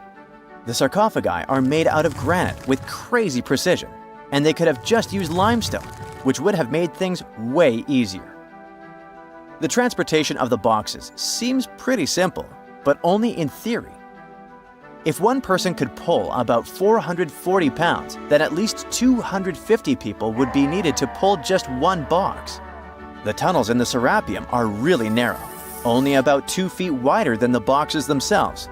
There's no way hundreds of people could have squeezed into those tight spaces to pull the boxes. And even if they did, how would they turn the box in the cramped corridor, lower it into its niche, and place it perfectly in the middle? Somehow they did this 24 times, and every box is centered perfectly. Plus, the chambers were dusty, and there were no signs of soot from lamps. This means they must have worked in almost complete darkness. The real use of the boxes could also be different. A long time ago, even before the Egyptian pharaohs ruled, the local people already knew how to use fermentation. It happens when tiny organisms called yeast eat certain ingredients like starch and turn them into gas and ethanol. So someone in ancient Egypt probably put food like barley, bread, and even meat inside a giant stone box, then closed it tight with a heavy lid. These stone boxes, carved from granite, were so precisely made that they were almost completely sealed, so nothing could escape from it. As the yeast inside the box started working, it created more and more CO2 gas. It built up pressure inside the box. The granite boxes were incredibly strong. They could handle more pressure than a car tire can hold. When granite was squeezed under such pressure, its crystals produced a tiny electric charge. This effect was possible because granite contains quartz, a material that reacts to pressure this way. The process also needed meat or animal parts, possibly to help the yeast grow better. Meat contains something called oleic acid, which yeast needs to keep growing and to survive the bad effects of the ethanol it produces. As the pressure inside the box kept growing, the combination of gases and electricity made these boxes not just ancient fridges, but powerful energy systems. Over time, the pressure inside got so strong that it could push the lid open and the gas would escape with a pop. But when people rediscovered the Serapium in 1850, they found old drawings that showed piles of stones stacked on top of some of the box lids. So, someone long ago probably tried to make the lids even heavier by adding extra weight to make it harder for the gas pressure to push them open. This extra weight also meant the quartz crystals in the granite could keep creating more electricity under all that pressure. If someone opened one of these stone boxes thousands of years later, they would only find bones from bulls that were placed in the box. And that's exactly what Mariette discovered in the 1850s. They opened the Serapium for visitors soon after the first excavations in the second half of the 19th century. Prince of Wales even had a luncheon with his guests in one of the sarcophagi. Sands and earthquakes made the site inaccessible for a while, but now you can visit it again and try to solve the mystery yourself. With new tech, we could have answers to many other historical mysteries soon. A team of scientists at Chicago's Field Museum of Natural History recently used a special CT scanner to learn more about ancient Egyptian mummies without unwrapping them. They gently rolled 26 mummies on custom carts out to the parking lot, where the scanner was waiting. It took thousands of detailed X-ray pictures of each mummy and their coffins. When all the pictures were put together, they created 3D images that showed what was inside, the skeletons, and some artifacts. The scientists hope these images will help them understand ancient Egyptian burial practices from over 3,000 years ago. Even though the scanning process only took 4 days, it might take 3 years to study all the data. But scientists were able to learn some personal details about the mummies. One of the most popular mummified individuals at the museum, Lady Chineta, was a woman who lived in ancient Egypt about 3,000 years ago. It looks like she passed away in her late 30s or early 40s. To make sure her body looked complete for the afterlife, embalmers put stuffing in her neck to keep it from collapsing. They also placed artificial eyes in her sockets, so she would have eyes in the next world. She was wrapped in fancy linen and placed in a beautifully decorated coffin. The scans revealed that it had been carefully crafted with a slit at the back, which embalmers used to fit the body. There were also some artistic details on the surface, like markings for her knees. It looks like her burial was on the scale of a high-end luxury car. If there's a question that still baffles archaeologists to this day, it's this one. How did the ancient Egyptians build those magnificent pyramids? As far as we know today, their resources were quite limited, especially in terms of tools and building materials. We still don't have a fully satisfying answer, but hey, we've got some pretty amazing theories worth considering. The leading contender among these theories involves the clever Egyptians employing a sneaky strategy. Now picture this. They constructed a slanted and curving mound made of bricks, earth, and sand encircling the pyramid to be. As the pyramid grew taller and taller, they simply increased the height and length of this wacky structure. It's like they were playing an ancient game of Jenga. Now, how did they get those massive stone blocks up there? Well, according to the legendary ancient Greek historian Herodotus, they used sleds, rollers, and levers. It sounds like they turned construction into a supersized game of tug-of-war. And guess what? Herodotus also claimed that the Great Pyramid, you know, the one from Giza, the granddaddy of them all, took a whopping 20 years to build. There's more. Herodotus also dropped a mind-boggling number on us. 100,000 men were supposedly involved in this pyramid extravaganza. Did they hire the entire Egyptian population? Well, it might not be as far-fetched as it sounds. These men were probably mostly farmers, so they probably focused on the pyramids when there wasn't much work to be done in the fields. You know, like during the flood season of the Nile River. Obviously, specialists in the archaeological community had something to add to this theory. By the late 20th century, they discovered some evidence that suggests the workforce might have been smaller and more permanent than previously thought. Instead of a massive army of 100,000 pyramid builders, they proposed that a modest crew of around 20,000 workers, accompanied by support personnel like bakers, physicians, and even spiritual leaders, could have gotten the job done. There was also this theory that claimed that the pyramids were actually built from the top downward. It suggested that these colossal structures were nothing more than isolated hills used as quarries. The stones were supposedly drawn from these hills, and over time, competing engineers took charge and transformed them into the iconic pyramids we know today. Now, before you dismiss this theory as a wild fantasy, some folks thought it wasn't completely crazy. After all, there are instances where isolated hills exist, so maybe this theory had a tiny glimmer of truth. Whether it involved ramp building or ingenious work schedules, one thing is clear. Those pyramids have definitely left their mark on history and on our imaginations. Now, speaking of ancient Egyptian mysteries, there's this gigantic unfinished obelisk sitting in ancient Egypt, and scientists are trying to figure out how it was shaped. Now, some people suggest that our industrious ancestors used handheld pounders to get the job done. One expert has a different take on the matter, though. He argues that if we take a closer look at the pattern left behind by the shaping tool, we'll notice something peculiar. The walls of the trenches surrounding the obelisk display a neat and even pattern, which is pretty unlikely if they were pounded away by mere mortal hands. According to this expert, those horizontal striations are usually the result of a tool that takes breaks while removing material, leaving its mark on the surface. But wait, there's more. Imagine the tool being rocked back and forth against the trench walls, clearing away the waste to keep the trench from narrowing. Well, in that case, the tool might have left some funky horizontal striations where it was pressed against the sidewall. This sounds like some fancy technology at play, don't you think? And guess what? The dynastic Egyptians probably didn't have access to that kind of know-how. Another famous Egyptologist from way back also uncovered a bunch of core drills during his adventures. Although the actual drill bits are missing, his collection houses these particular core remnants made of limestone, alabaster, and even granite.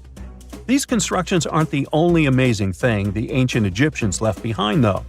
As it turns out, the Egyptians were the genius minds behind the creation of the handheld mirror. Yeah, that little mirror you use every day to check yourself out. But here's the twist. These mirrors are like pieces of art. They were decorated with inscriptions and figures. But that's not all. The Egyptians had a serious concern with their appearance. They knew the importance of personal hygiene and looking fabulous. So, in their quest for pearly whites, they invented toothbrushes and toothpaste. Dental problems were pretty common back then, and their smiles weren't exactly all white. Dentistry wasn't their strongest suit, you see.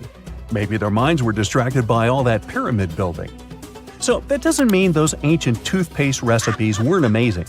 One delightful concoction included rock salt, mint, dried iris petals, and pepper. Some brave dentists in the 21st century tried it out, and it worked pretty well. Ground-up ash was also used in another recipe to create a tooth cleansing paste. Mint was missing, so that didn't do much for their breath.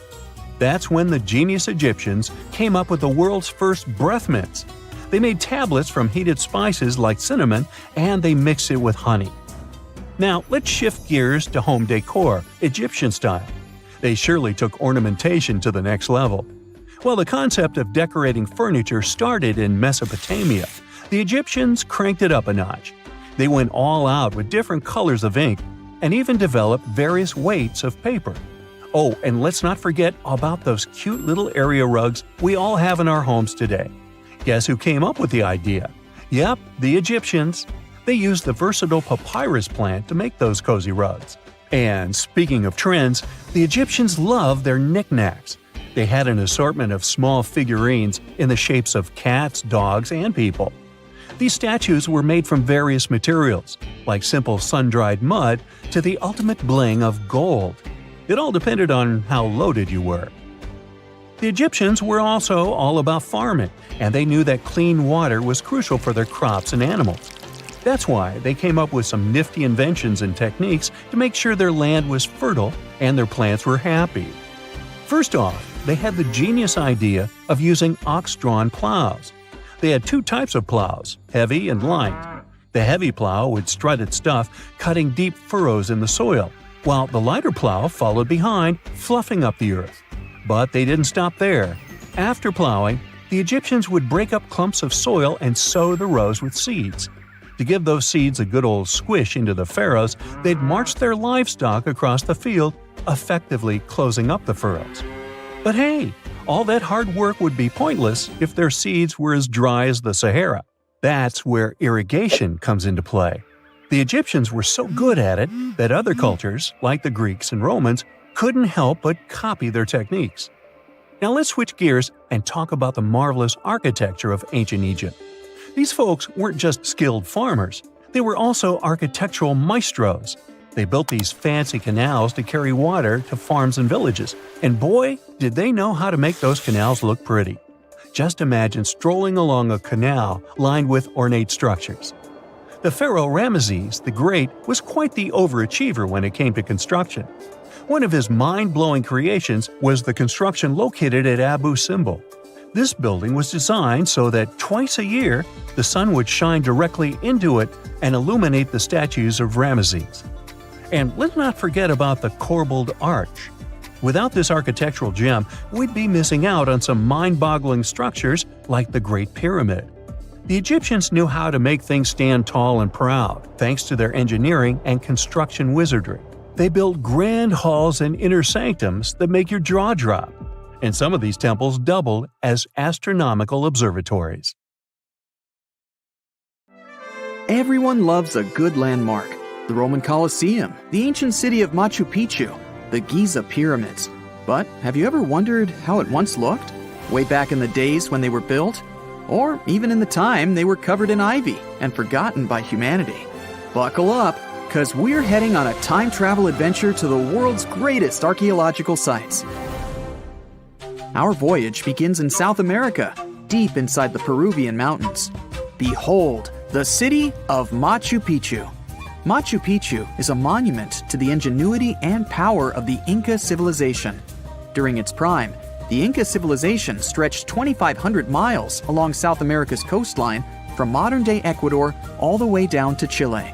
And Machu Picchu was located at the heart and center of it. The historic site was constructed at around 7,000 feet above sea level, more or less around 1450 BCE. The gated city consisted of around 150 buildings made of stone. The Incas managed to build temples, houses, and even a complex aqueduct system to irrigate the entire town. And yes, they did all that without the help of wheels or any instrument made of iron. The housing model is somewhat similar to stone houses we see nowadays, with the difference that the Incas didn't use any cement to stick together the blocks of stone. Yet, they fit seamlessly on top of each other. Not only that, the Incas must have developed a rudimentary yet effective anti-earthquake technology, since in the event of a quake, the rocks would shake without falling out of place. If Machu Picchu had been built today, it would have cost over $70 million to finish the entire thing. The purpose of the site is still a mystery to many historians. Theories suggest that it could have been built as a ceremonial site, a safety base for the Inca people, or even a retreat for royalty. What we know for a fact is that in the 16th century, 100 years after Machu Picchu was built, its population abandoned it, with tree roots taking over the majority of the site and keeping it hidden from humankind for over 4 centuries. It wasn't until the 20th century that the world was reintroduced to Machu Picchu when a Peruvian farmer led Yale University professor Hiram Bingham III to visit the site. Since then, Bingham and many other explorers dedicated their lives and research to studying the archaeological wonder of Machu Picchu. Now, for the next stop on our time-traveling vehicle, the city of Pompeii in Italy. Pompeii has crowded our collective imagination for many years. The eruption of the Mount Vesuvius volcano in 79 AD and the destruction of an entire city is hopefully not something that will happen again. But I bet you're wondering, what did Pompeii look like on its last day? It took 18 hours for Pompeii's streets, markets, houses, and forums to be buried under millions of tons of volcanic ash. Thanks to some clever scientists, we discovered that the lava and ashes that covered Pompeii on its very last day actually helped to freeze the city in time. Different from ice, the cloud of ashes did not preserve the city intact, but as the items disintegrated over 2,000 years, they left voids under the earth. Archaeologists found that if they filled these voids with plaster, the shape of the buried city would soon reveal itself. And that's exactly what happened. Of course, it was nothing like the bustling city of 12,000 people that had existed for many years before the fateful eruption. Pompeii was a vibrant and rich municipality. The site's ruins revealed that many areas of Pompeii boasted impressive houses, some with balconies, which was a sign of great wealth at the time. And, believe it or not, even some artwork survived the eruption. Archaeologists found well-preserved frescoes and murals of mythological creatures, all indicating that members of the high society lived there. Ruins show the city even had thermal baths and showers made with luxurious materials. Oh, and apparently, the people of Pompeii had amazing teeth. Yes, archaeologists could see even that tiny level of detail from the plaster molds they recovered from underground. Still in the Italian territory, we find one of the world's biggest tourist attractions, the Roman Colosseum. It was built as an amphitheater during the reign of Emperor Vespasian, around 70 AD. It wasn't until 80 AD that Vespasian's son, Emperor Titus, inaugurated the Colosseum. The monument was something to behold, with 157-foot-tall walls, over 80 entrances, and the capacity to host 87,000 people. All social classes and groups were welcome at the Colosseum, and this partly explains why it flourished for so many centuries. During the decline of the Roman Empire, around the 6th century AD, the Colosseum started being neglected and abandoned. The monument was looted, and some of its columns and stones were used to build infrastructure elsewhere. Only 1/3 of the original Colosseum still remains, and if it's big now, imagine what it once was. Greece was home to one of the world's largest empires. At the height of this empire, literally and historically speaking, more or less 2,400 years ago, the Greeks built a citadel known as the Acropolis. The Acropolis, which is composed of historical buildings, is considered to be one of the biggest landmarks of Western civilization to date. Tourists that visit the capital city of Athens today may be faced with yellowish and broken pillars of the Parthenon standing way up high in one of the city's hills. But way back when it was built, between 447 and 432 BCE, the imposing and majestic Parthenon was purely white, as the entire monument was built with gleaming white marble. The statues inside were made of gold. The Parthenon is a 23,000 square foot temple held up by 69 marble columns. The largest blocks of marble are massive, weighing around 10 tons each. And the most surprising fact is that the marble didn't come from Athens, but from a nearby site that stood 10 miles from the Acropolis, known as Mount Pentelicon. Historians intrigued by where the primary material for building the Acropolis came from found tiny and big blocks of marble all scattered around the floor of Mount Pentelicon. There was also a paved road that the Greeks had built to carry the rocks around. But perhaps the most impacting monument of all times is located at the heart of the Middle East, outside the Egyptian city of Cairo. The pyramids are considered one of the 7 wonders of the ancient world. The Giza pyramid complex was built as a tomb for the pharaoh Khufu around 4,500 years ago. Between 20 to 30,000 people took part in the construction process. It's composed of 3 pyramids. The massive monument is made out of approximately 8,000 tons of granite and over 550,000 tons of mortar, which gives it the appearance it has today. Would you believe me if I told you that the pyramids didn't always look like this? Far from it. They were shiny white with a golden triangular tip at the top. This is because the Egyptians used over 6 million tons of limestone to cover the entire rocky, step-like structure, all so that they could gleam white under the unforgiving sunlight of Egyptian skies.